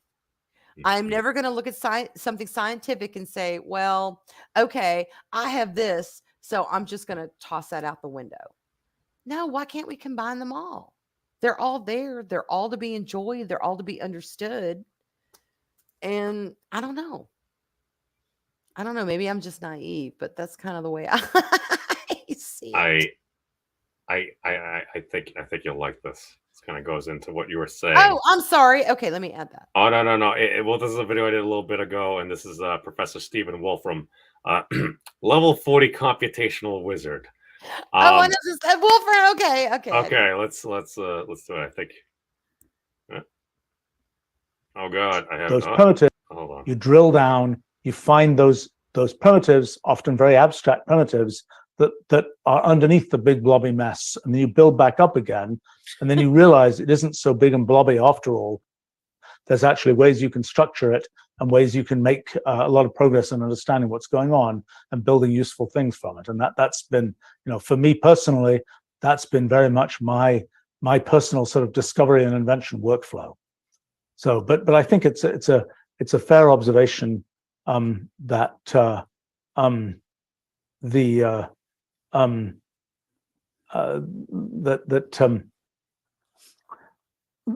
this sort of downgrading of the tool builders, at least by the quotes intellectuals. I mean, to be clear, tool building is a deeply intellectual activity, just a little different from the kind of intellectual activity that is the things that people write academic papers about.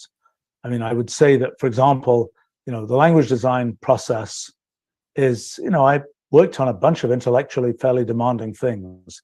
That is probably the single most uniformly intellectually demanding thing that I've ever tried to do. And I've been doing it now for 40 years. So I've developed some ability to do it by this point. I noticed this from memes. Computational language design is being a modern day wizard. Yeah, you're defining, well, people don't yet understand the importance of it. I mean, one day people will understand, because it is the framework that defines how one thinks about things. And that's kind of the most upstream kind of thing in intellectual work, is to define the framework for thinking about things. And it's a very general, kind of very broad way of doing that. In talking about modern times wizardry, one of my kids had a computer disaster day before yesterday, and I was talking to them on the phone about a computer that just refused to charge from the power outlets and so on. And I'm realizing, I'm looking up, how do you reset the system, what is it called? Memory controller, I think, on a Mac, the SMC thing on a Mac. How do you reset the non-volatile RAM and things like this? And it's just crazy, because the things you do, you hold down 3 keys and then you press another key for 7 seconds, and you're doing these other things, you're letting things up. He's the turtle guy, y'all. If somebody said, what do the shamans do? What do the what do the kind of incantations of old by the wizards and witches and so on, what were those all about? It's like, just see the modern engineering design of computers and their boot sequences and things, and that is sort of the modern version of this. And it really is quite a strange thing. I mean, it's kind of like a incomprehensible thing, that holding down that combination of keys while the thing is booting, when it's doing this for some number of seconds, it's kind of, I just find it interesting that there are these processes and phenomena that are just sort of have arisen many times in the history of in human history, and that they have such similarity, and that they're now obviously there is a certain resonance of, we know it was done that way historically, but there's also a certain resonance of we're still humans, and we still sort of are biologically very much the same as we were 100,000, 200,000 years ago. And so there are certain things that sort of are natural to us based on our biology, so to speak. Anyway, I don't know whether, not sure I can quite tie it all the way from the weird key combinations for booting Macs in safe mode or something, and versus versus the incantations of when you have this big cauldron that you're Yes. Stirring pouring in. things into.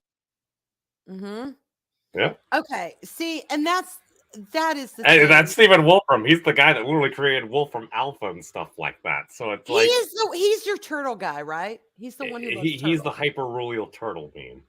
Okay. Well, that's the beautiful thing is, like, literally, he's for somebody that literally.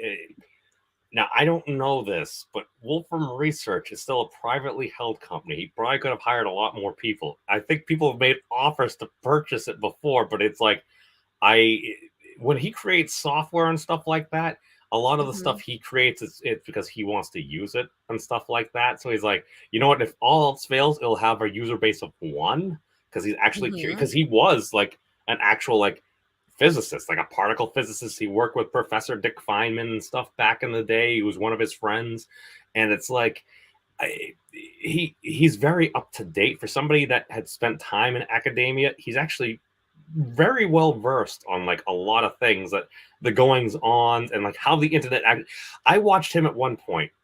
He was talking about like, well, what are you trying to optimize for with whatever you're doing? It's like, and he started talking about edginess. He's like, if you're going to optimize for edginess, it's like, well, different things will happen and stuff like that. And I'm like, oh my God, this man understands the internet. He's not just like finger wagging and be like, no, bad. It's like, well, if you want to do this is what's going to happen. It's because he's a scientist. You want to figure stuff out. That is the things actually Arlene and I were talking about, and I had told her one time. I said, "Look, I said I've been on a lot of meme streams when he's been talking about science, and I'm like, what the fuck? It's just going over my head." I said, "But the thing I love about memes is that he has had me on because even though he is into science and he really jams on these." I mean, my God, these are, I've watched some of that shit that you've had on there, and it is just mind blowing, even though it's simple. And it's like, look, these are the building blocks of our universe. It's still mind blowing. But I said, the thing I love about memes is that, yes, he is into science and he loves science and that is his jam. But at the same time, he is open to more than just that, to fill our lives as individuals, to fill our lives as society, because as beautiful as science is, if it was just cold hard, because I've had cold hard science, y'all. I have been to school, I have been to college, I have had to take these science classes, the biology classes, the psychology classes, blah blah blah, as my core to get where I needed to go. But some of them were fascinating because I was able to take what I learned and also apply more things that I could connect to. Like, I can connect to science through a metaphysical lens. I can connect to all of those building blocks, all of those principles that are put before us. But I have to understand it through more, and maybe it's just because I'm naive. I mean, I'm willing to admit that. I'm not a dumb person. I know some people may think, oh my God, she's got missing forks and roided owls and all this shit. But I get it. I can get the foundation, but it is not attracted to me until I can put more of an esoteric lens to it. Does that make sense? Yeah, no, that's the same reason I stopped playing Minecraft. I got stuck in a hole and couldn't get out. No. But if you're building deal with the square shit, well, I can't deal with everything being square. Well, personally, I played. Was it No, before that? Vori, I'm not high. I'm not high. I have been drinking, but I am not high. I'm feeling very talkative about this stuff. So go ahead. What were you saying? No, but basically, I had played like Ark Survival well before that. It's basically it's Minecraft. It's a survival game. You start out by like punching a tree and stuff, trying to equip yourself more than just like your loincloths and everything, and try to survive on an island full of dinosaurs. No, but the thing is, it's basically the same thing as Minecraft, except better graphics, and you've got to tame and ride dinosaurs. So, as a fan of Dino Riders, as a kid, I I'm love like, dinosaurs. Oh my god, I'm so there. Of course, I'm gonna play this game and everything. And then we conquered server 438 back in the day and everything like that. We did that stuff, and then I met maybe X Mrs. Memes at the time, and I never logged on. How many XX Mrs. Memes are there? I have to. If you include, have heard you mention an X Mrs. Memes, and I don't know if you're talking about one person or many. The X's I typically relate to the recentness. If you include Fizz, maybe 3-ish, something like that. Wait, it's Fizz like, is an X Mrs. Memes or a depends on who you ask. Wait, this is news. No, this is news. This is new to me. Okay. We have. Oh my god, y'all! Memes is spilling tea. Go ahead. So okay, we'll get into the deets and like many of the things that I've done before. I made this into a video as well, so we can go over the drama here. Here we go. This one's more entertaining than the last one for I think a lot of folks, unless you were really into Professor Wolfram. There we go. Okay, here we go. We get a kick out of this. From Ryan Roger F.A. Yes. United States of America, the one, the only, the memes of destruction. And guess what, folks? He's not here, which is a damn shame. But his girlfriend's here. Hello, Fizz. How you doing? Yes. What now? Your memes' girlfriend, right? No, I can't leave the screen. I guess like his other girlfriend, but. So how have you been? I love you, Fizz. I'm great because I heard that you have tasty snacks. Well, that's the first I've heard of it. I mean, the last time we had tasty snacks, Fizz, was when Fat Stephen gobbled them all up. So my local dojo is a Wendy's. We can't have any more, I'm afraid. Oh, Fat Stephen ruined it. He ruined the snacks. Memes tricked me. He told me to come here because I would get snacks. Wait, hold on. We're gonna get him freaking memes with his freaking imaginary internet girlfriends. I don't know. This has never happened before on reality based. When we have a guest, folks, we expect them to be on the show. We don't expect their girlfriends to come on. I mean, really. I don't have a boyfriend. Yes, you do. It's memes. You're on his show. I'm his co-host. Yeah, and? Oh, there he is. What's memes doing in the chat and not on the show? That Beetlejuice 3 times, but I can't remember if I'm supposed to be looking into a mirror. Well, ladies and gentlemen, I'm just going to go ahead and show you guys this, and hopefully it means something to you, ladies and gentlemen. Well, I know I should be wary. Still I venture someplace scary. Ghostly haunting, I turn loose.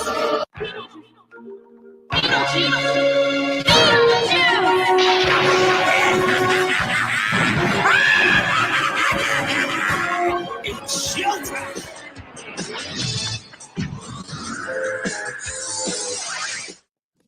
Hey guys, what's going on? Memes here. Hey. Oh my.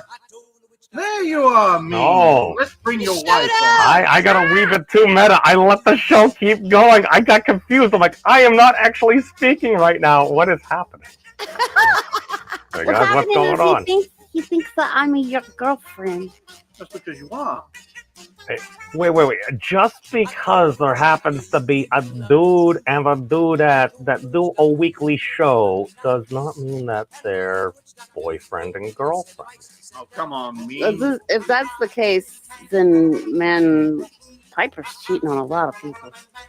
I mean, that wouldn't necessarily surprise me. I mean, again, she's a strong, independent woman. She can do what she wants. Her body, her choice. I'm going to regret having those words coming out. Please don't tell her I said that. She's not sitting right there. I won't tell her. What I'll do is send her the stream when it's over. I'd be like, you gotta watch this one. No, nobody clip that. No, oh dear God, Oh, I'm that's not even gonna have easier, one. isn't it? Stop it. So, hi Ryan, hi I'm everybody. gonna leave you at it. Since there's no snacks, there's no reason for me to exist in this space. I will make it up to you, Fizz. I will get you some snacks. Well, it's a rare day, lovely lady, that we have a woman on reality based. So, oh no, She's getting ready to jump to the Twitch dimension. She's streaming a little bit later. When are you streaming, Fizz? My angry face is malfunctioning right now, and I can't make my angry face. Have you 9 done? p.m. Eastern. 9 p.m. Eastern. What you really look like. Be careful. Oh, you don't. This isn't even her final form, bro. Yeah. I look different on Twitch. I'm broken. Fizz I get is glow. My gorgeous. Twitch is where I do my glow up. I save my powers for that. She gets very big wolf girl, and she has feet. And as far as I know, my angry face works on it.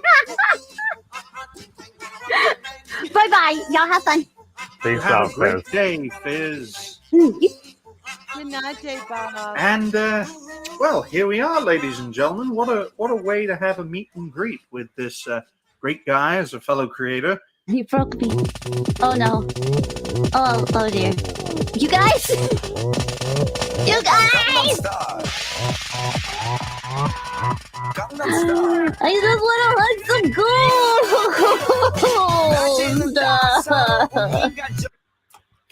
Can I just point out one thing that Yes. you and Fizz match? How do we match? The pink top. You're literally wearing the exact same pink top. Oh my God, we are. But she looks better in it. Fizz, look, Fizz is adorable. I have to say, I love Fizz. She is something else right there, and she's my longest surviving co-host.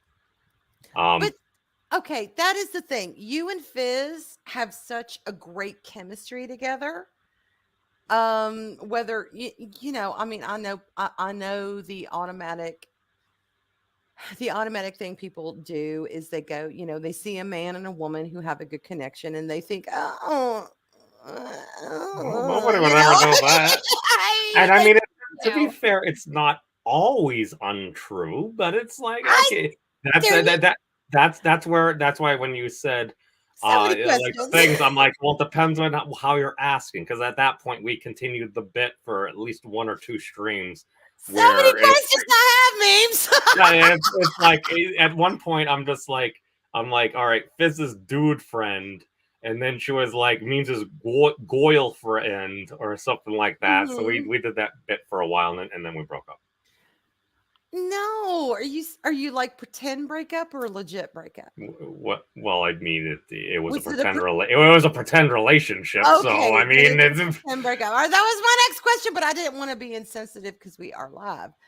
But I have to say, I love Fizz. I adore her, and especially when we had that conversation about, what would you choose? What would be your dessert? And she was just so stunned. She was like, "Oh my God, I don't." Nobody's ever asked me that before. Yeah, no one's ever asked me that. It's only the sweetest thing I've ever been asked. Hi, nice to meet you. Because I'm asking you that, and I love Fizz so much. She's amazing. No, you're the same, and that's why I like doing a lot of these streams, because I was just even telling Fizz last time on Breaking the Multiverse, total self promotion here. Typically at Thursdays at about 6 p.m. EST time. 9 p.m. 3 p.m. West Coast time. Wow. Geez, and here I'm supposed to be like the numbers dude and stuff like that. You can't even add or subtract. Yeah, oh God, so bad. But one of those things that I was telling her, it's like she's kind of the same position as you, and like I think we all kind of have a lot of a similar chemistry in that, like, I'll be saying things and she'll be like, I have no idea what you're saying, but if I can get like a rough conceptualization, like an idea in my head about what's going on here, and she just starts going into like some of the deep lore within like the Fizzverse, so to speak. And I'm like, some of the things she's describing, I'm like, she's saying like, at least according to Fizz deep lore, it all started with a thought. And I'm like, oh well, God, that's I love that. Yeah, well, that's very interesting because we're just discussing the metaphor of quote unquote the mind of God.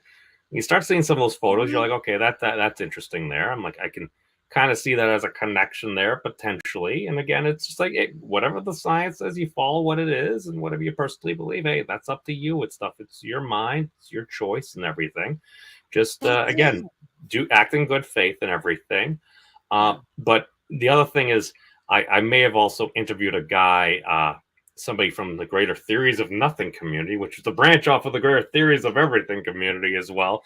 I get around, but that was one of those things because I don't have the answers and stuff like that. That's why I use the power of the internet and the algorithms to like seek out other folks that might have different ideas that are actually willing to talk to a crazy person on the internet. So whether that's Professor Wolfram or somebody from the Theories of Nothing community, it's like, hey, whatever. But he had, well, that's the thing. He had published a short paper, and it basically we're trying to like conceptualize: does nothing exist? And you're like, oh well, it sounds like a simple question, but you think about it, you're like, does nothing exist? Is that does nothing? Yeah, does nothing exist? But essentially, and that's just a topic in and of itself. But because it seems like a paradox, it's like, well, if there's something, because that's like the inversion of how do you get something from nothing? See, I think the question should be more, does everything exist? Not does nothing exist, but does everything exist? I think, according to some interpretations of the many world theory of quantum mechanics, that actually is true.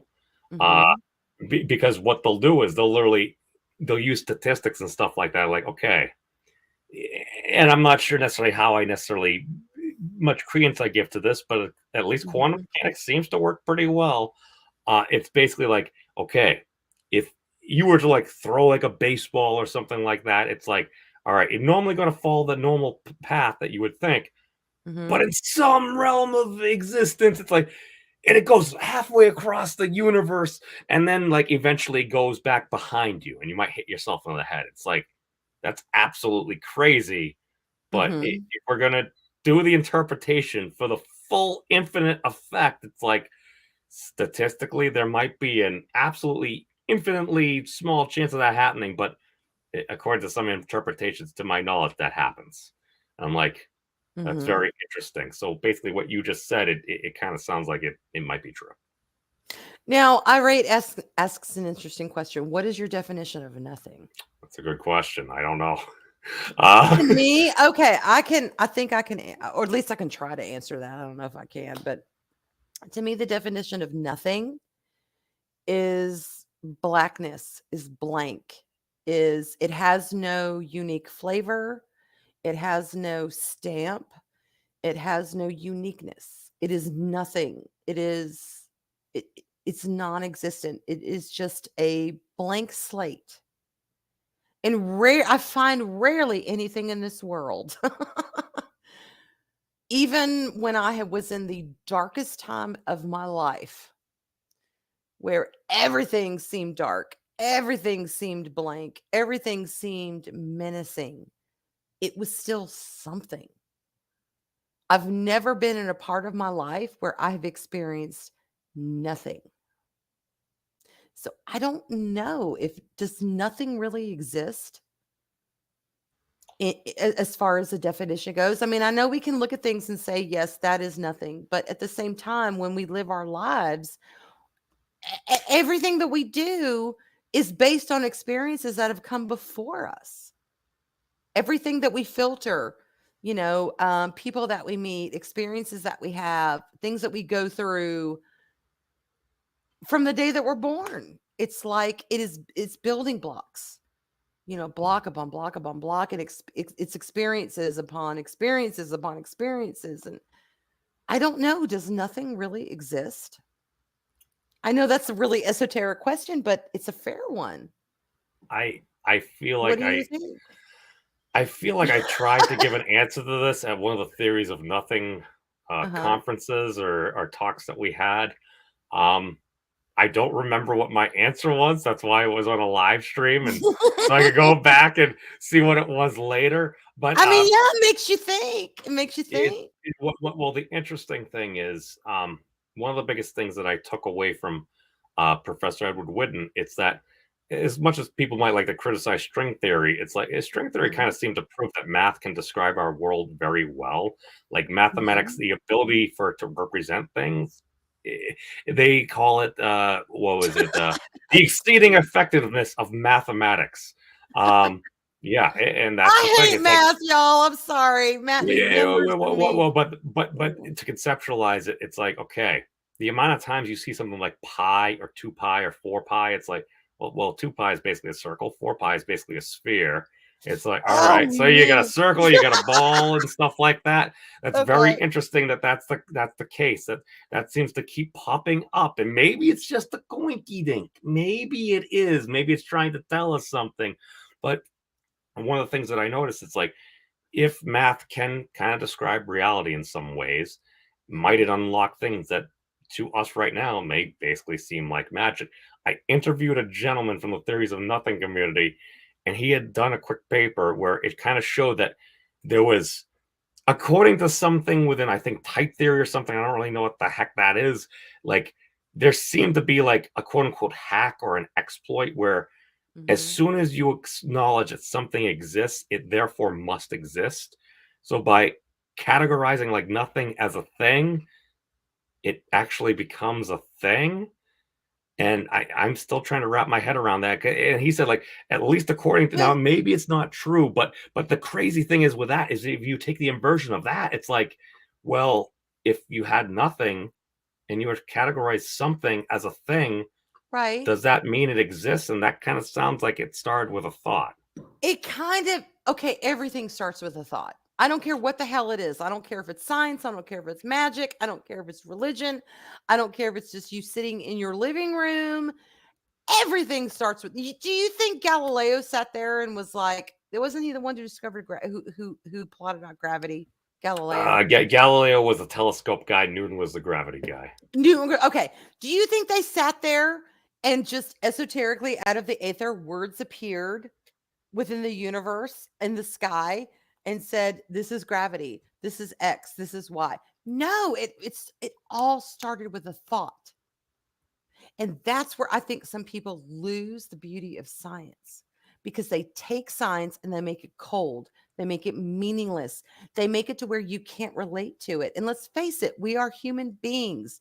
We are social by nature. We have to relate to things. We have to bond with things before we can take them and make them our own and understand them.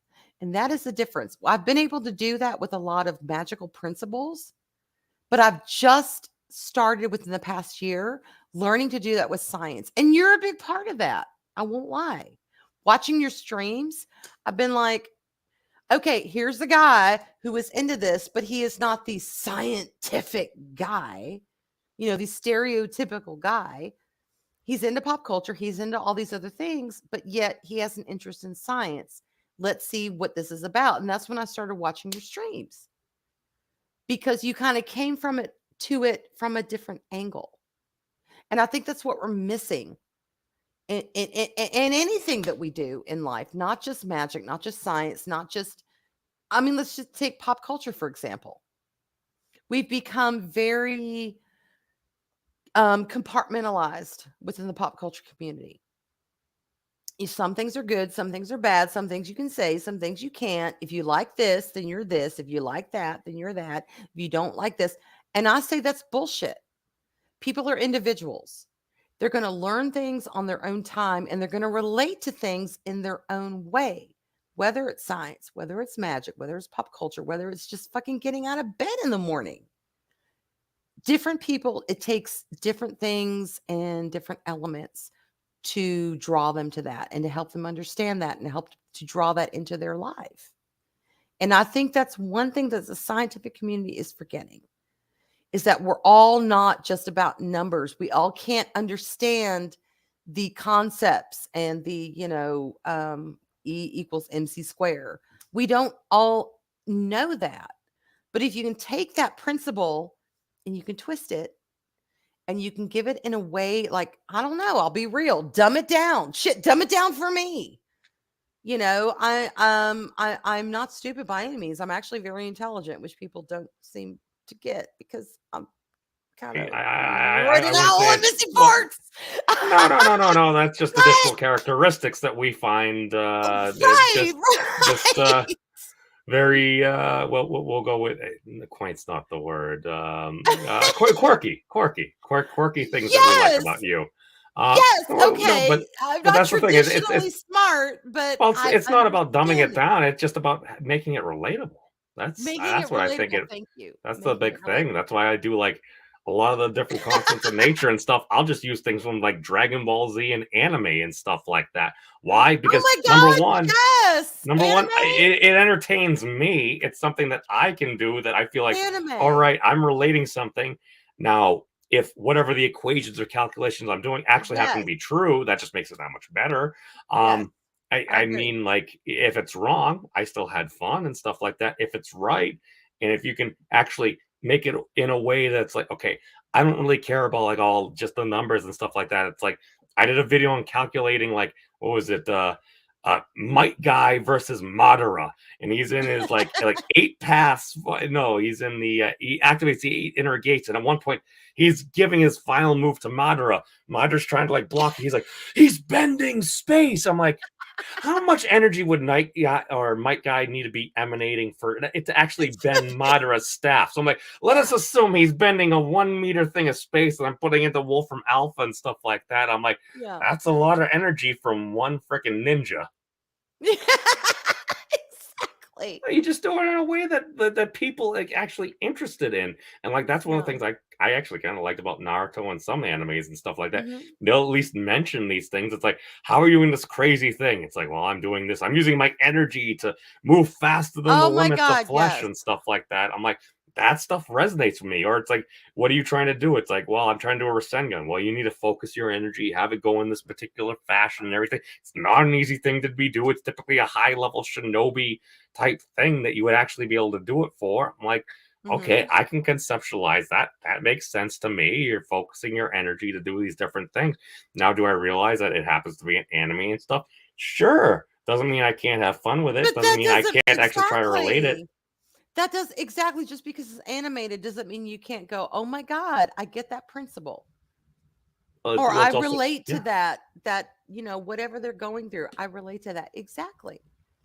And we are not at islands. People are not it's not like we live on this island and we live alone and none of these principles, again, whether magical or scientific or religious or whatever the fuck, and it's my channel, so I'm gonna cuss, so I don't care. Whatever the fuck you're dealing with, it doesn't mean we can't take these things and find building blocks that we can kind of enhance our lives on. Because I know I have. I mean, shit, when my husband got sick, he lived for 3 years. He was diagnosed for two, which, to be fair, the doctor was like, look, I really don't like to give, you know, life expectancies, but since y'all are asking me, I'll go ahead and give it to you. She gave him 2 years. He lasted 3. And it was during this time, and to be fair, about a year and a half after he died, because that first year I didn't know what the hell was going on. I was in a fog. But it was after that when I started to think, okay, I've been with this man for so long.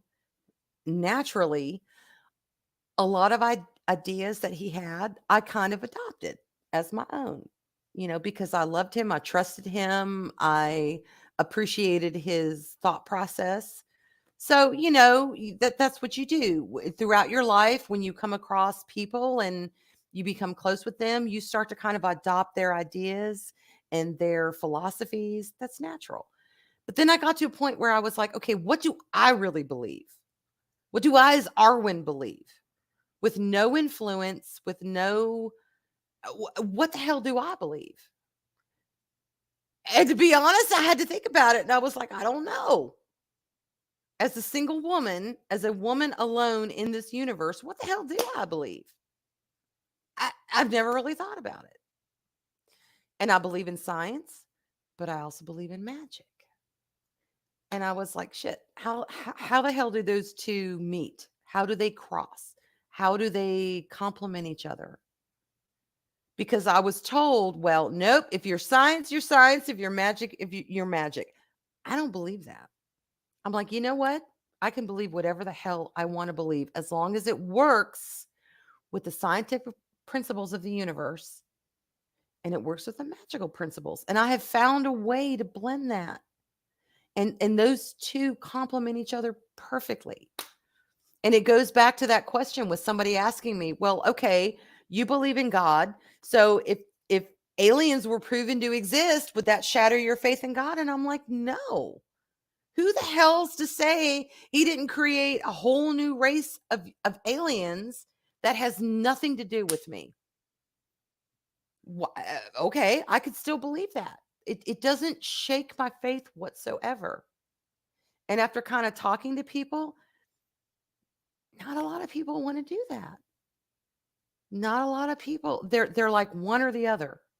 And I'm like, why can't we have both? Why can't we have it all? Why can't we take what works for us and make our lives more illuminated and more joyous and more beautiful?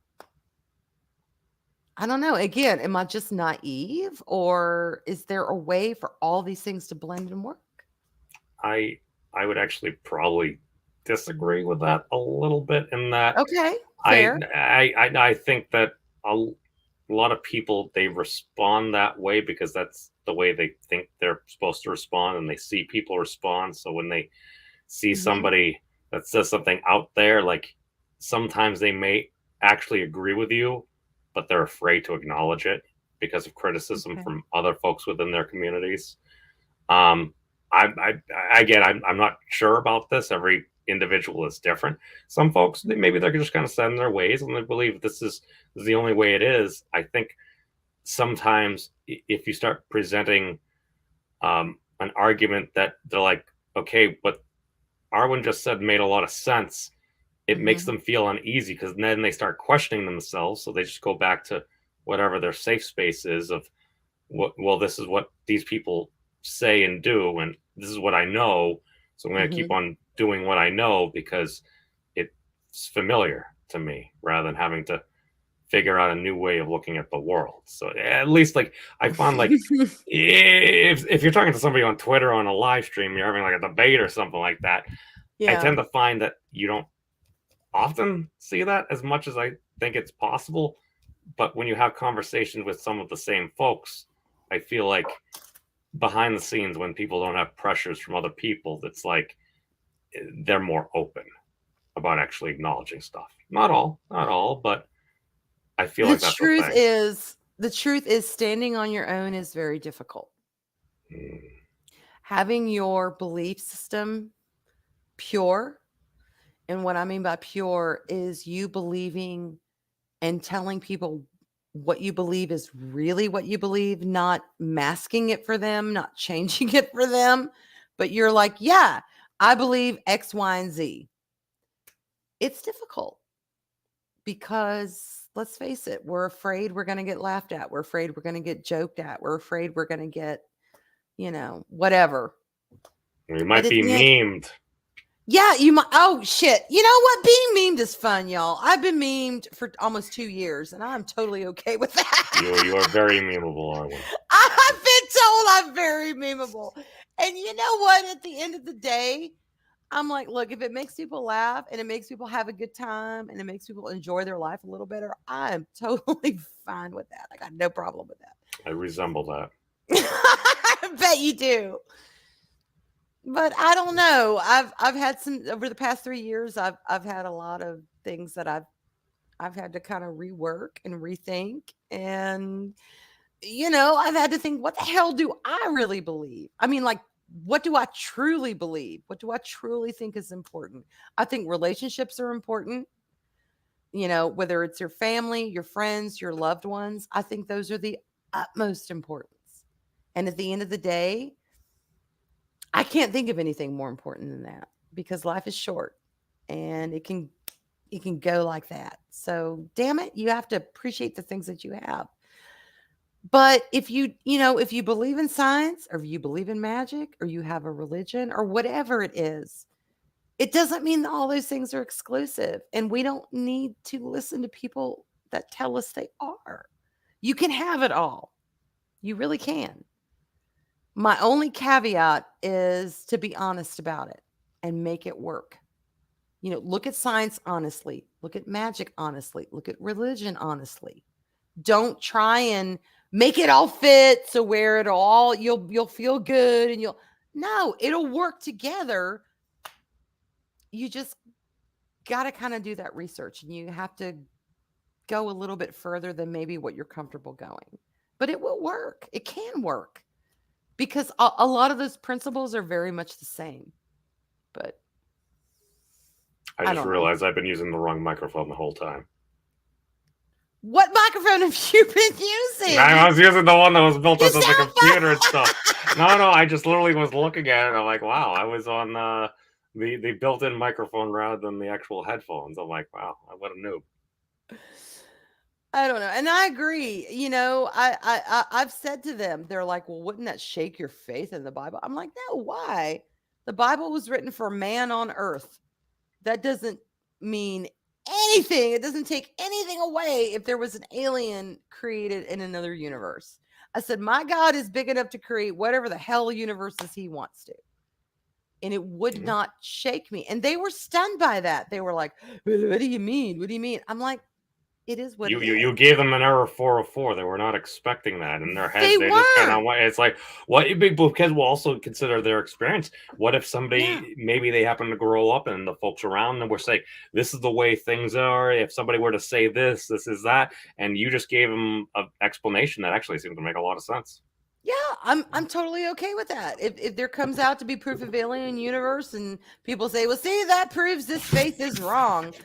I'm like, no, it just proves that there's alien life in other universes. One has got nothing to do with the other. It doesn't need to be exclusive. And I'm totally okay with that. And Arlena is very strong of faith. And we were talking about that the other day, and she's the same way. She's like, you know what? Aliens in another universe, it's fine with me. It wouldn't do shit. It would not disprove anything. And my God, why are people so set out to disprove stuff instead of prove it? That's another thing. Because it gets a lot of views and people like because it creates controversy because it's like, well, if some people like these things, as long as we say the opposite, at least the people that believe those things, some of them will watch, and other folks that will be on our quote-unquote team will watch and everything, and we can start a fight and profit on the internet. I mean, I don't know. I'm just conjecturing here, but it seems pretty simple. You're probably right. Memes, you're right, but that's never my jam. I'm never open to start a fight. I'm always open to discussion. If somebody disagrees with me, that I'm absolutely fine with that. But let's have a good faith discussion. But to just start a fight, that's never, I don't know, y'all. Y'all know me. I'm a marshmallow. I don't like to start fights. I like to kind of go with the flow. I like to kind of see what other people think and see what, it's just, I don't know. I've been thinking about this a lot lately. And that is one thing I can honestly say is the death of someone close to you gets you to think about your own humanity and your own mortality. Shit, let's face it. When we're all young, we're immortal. Yep. I mean, we are. My God, when I was in my 20s, I thought I had my entire life spread out before me. And none of these things, they were important, but I never really contemplated them and never really thought about how they relate to each other and thought about what is it that I feel? What is it that I believe? I believe in love. I do believe in the fairy tale. I know some people would laugh at that and say, oh my God. No, I do. I think the fairy tale it's just that happy ending. And I think everyone can have that. I think if you work for that, you can actually have that. I don't think there's anyone that is, what is a word for it? Oh my God, I can't think. That is denied that. I think if you have it, it's there. If you find it, go for it. I believe in magic. I believe in science. I believe in God. I believe in beauty. I believe that there are good things for people. I believe in all these things, and I don't think I'm wrong and choosing to blend those things into my life. I mean, shit, I kind of have to. I've kind of had to, I've had to figure all this stuff out and look at what I really think. Is this really what I believe, or is this just what I believe because I've been with somebody for 20 something years? When you find yourself separated from that and you're on your own, you have to question everything. And for the past 3 years, I've questioned everything.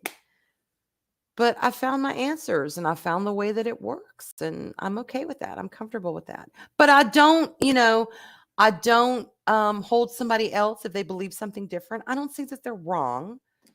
I just say that that's the way you do life. This is the way I do life because I need this in my life. I need love. I need reassurance. I need good nights. I need magic. I need signs. I need all this shit to wake up in the morning with a smile on my face. And I never needed that before, but I've changed. Life has changed. Life is change. Life has changed. Life changes every day. So.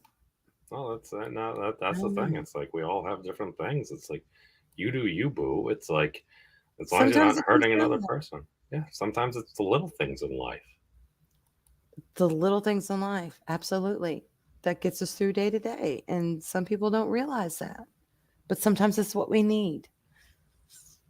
And Irate says, as for love, God intended a man and woman to be together. God created Eve because Adam was lonely. We need a partner. Being single isn't a sin or anything. We are just better with a partner. Mm-hmm. I can't disagree with that. I've been single and I've been with a partner. And I have to say the joys and the benefits of a partner is that you have someone to love you and bounce things off of. And that's one of the most important things. Is sometimes you got to noodle when you have to noodle this shit out on your own. It's like, oh my God, do I trust myself enough to make this decision? And when you have somebody there, they can kind of help you figure that out. But no, and occasionally consenting adults with a partner. Not only can you noodle, you can canoodle. I love canoodling memes. I think cuddling is one of the nicest things in the world. I won't lie. I do. I loved it, but whatever. It is what it is. But anyway, oh my God, we're at 2 hours and 11 minutes. I cannot believe it has gone this fast. This is crazy. Oh, it's fun. Is there anything you want to promote or add before we close out tonight? I'm good. You good? Okay. Yeah. Oh my God, y'all. Thank you so much for joining us tonight. I know this was a very impromptu stream, but I just wanted to do it. It was fun. So, hey, Nova, it's good to see you. Welcome. Good to see you tonight. So, I guess we're going to close out. Oh my God. Close out. Close out, not cloaca. I got mush mouth tonight. Words. Words are, thank you. And spelling too. I fucking hate spelling. Spelling is hard. Sometimes I will spell words and then the autocorrect will correct it into something I didn't mean. I know what I mean. Let me say what I mean, autocorrect. And I'm terrible at spelling. That and penmanship were my worst subjects. Anyway, I guess we'll go ahead and thank you. Thank you so much, Deranged Lunatic. I appreciate it. Yes, words are hard, Irate. Words are like, especially after you've had, what is this? This. Yes. Margarita, strawberry margarita. It's that bottle looks empty. It is empty. Hang on, the very last. Okay. Don't want to abuse alcohol here. I have drank wine for almost 2 years on this freaking platform, and I decided tonight I was going to do something different. I did margarita and strawberry, y'all, and I'm proud of myself. I am proud of myself because I didn't want to do wine. Hey, DJ. So the moral of tonight's stream is tequila is the answer. I'm not a doctor. It's funny. As I talked to Arlena, I was like, Arlena, I haven't had tequila since my worm incident. And she's like, Arlena, yeah. She's like, Arlena, you didn't have any worm. And I said, I know, but I thought I had a worm. But that has been years since I have had tequila. And I wanted to try it tonight. I kind of like it. I'm just feeling good and smooth. I'm not feeling too out of reach or too, I'm able to hold a conversation. You're in the zone. We've been talking about metaphysics, magic, and Yeah, and science and jam, and no, it's been fun. And I love it. And I don't get to talk about it as much as I want to, but I am multifaceted, y'all. I have a lot of subjects I like to talk about. Like, human beings are complex creatures. They are, aren't they? They really Yeah. are. And sometimes we just have to give people room to be who. That's another thing. My God. If you're in a relationship with someone, let them be who they are. That doesn't mean you have to take all the nasty with it. I get it. But sometimes you just have to let people be who they are meant to be. And it's okay. It is fine. I've seen so many women try and change men. And at the same time, I have seen men be like, well, no, I ain't going to change no matter what. And it's like, yeah, but what you're doing is hurting your loved one. And they're like, I don't care. So it's a it's a fine-edged sword. You have to kind of. People can change if they want to change, but Exactly. they have to want to change, and they have to feel like it's worth changing. That's the thing. Yes, deranged. I am going to get some good sleep tonight. It's been, oh my God, it's been a long few months. It's been a very long few months. Things have been great for a while. They soar great, and then they get to a point where it's like, oh my God. But yeah, and I am actually barefoot as we speak, Irate. I'm barefoot probably 99% of the time. I'm barefoot. I just don't really care for shoes. I will wear them when I have to go out, but it's begrudgingly. When I'm around the house or around the yard, I'm barefoot. It just feels natural. It feels good.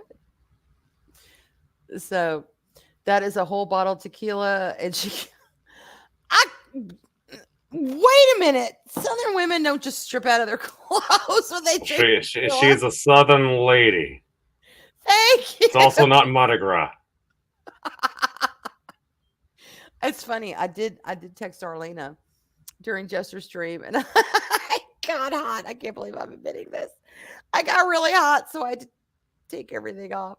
And I was like, please remind me that I'm not wearing a shirt and I've got my camera plugged in. Please don't let me turn my camera on. She's like, okay.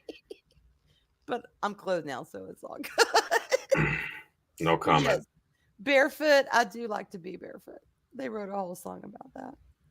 I mean, I can't. I mean, I'm not gonna tell an adult woman that. Hey, I mean, I happen to be one of those people that I seem to have like a +10 to getting men to take their shirts off, and like a +1.5 to getting ladies to do it, because there was that instance on Piper's channel at one point where we had the Piper peed where everybody took their shirts off. And then we aligned up on the left-hand side of the screen, and then Piper was on top. I mean, she was still wearing her lady undergarments and stuff like that. But no, she was shirtless. She was shirtless. She had a bra on and stuff like that. Okay. Well. But essentially, it was us and a whole group of people just kind of like standing in the middle there, so it's like it looked like the human centipede, except like on top. It hurt the brain to look at. I think I have a picture somewhere. There are some things I'm very private about. That's one of them. I'm a freaking private, but otherwise we're on stream. No, we're gonna. In that case, I think we should probably end the stream. Anyway, thank y'all so much for coming out tonight. I don't know. I wanted to stream. I didn't want to just end it, but anyway, we love y'all so much. And we're going to, Memes, is there anything else you want to add before I play the outro or intro, whatever the hell it is? Just take care of yourselves. I try to be open to new experiences if you're open to all that, and take care of yourselves, everyone. It's a wacky and wild world out there, but I think some best is yet to come. Peace out, right. Everybody. I love y'all. Y'all have a great Saturday night, and I'll see you either tomorrow or Monday, depending on how the hell I feel. Bye, y'all. I'm still a friggin' nipple on. Well, here I am. I'm no longer a nipple.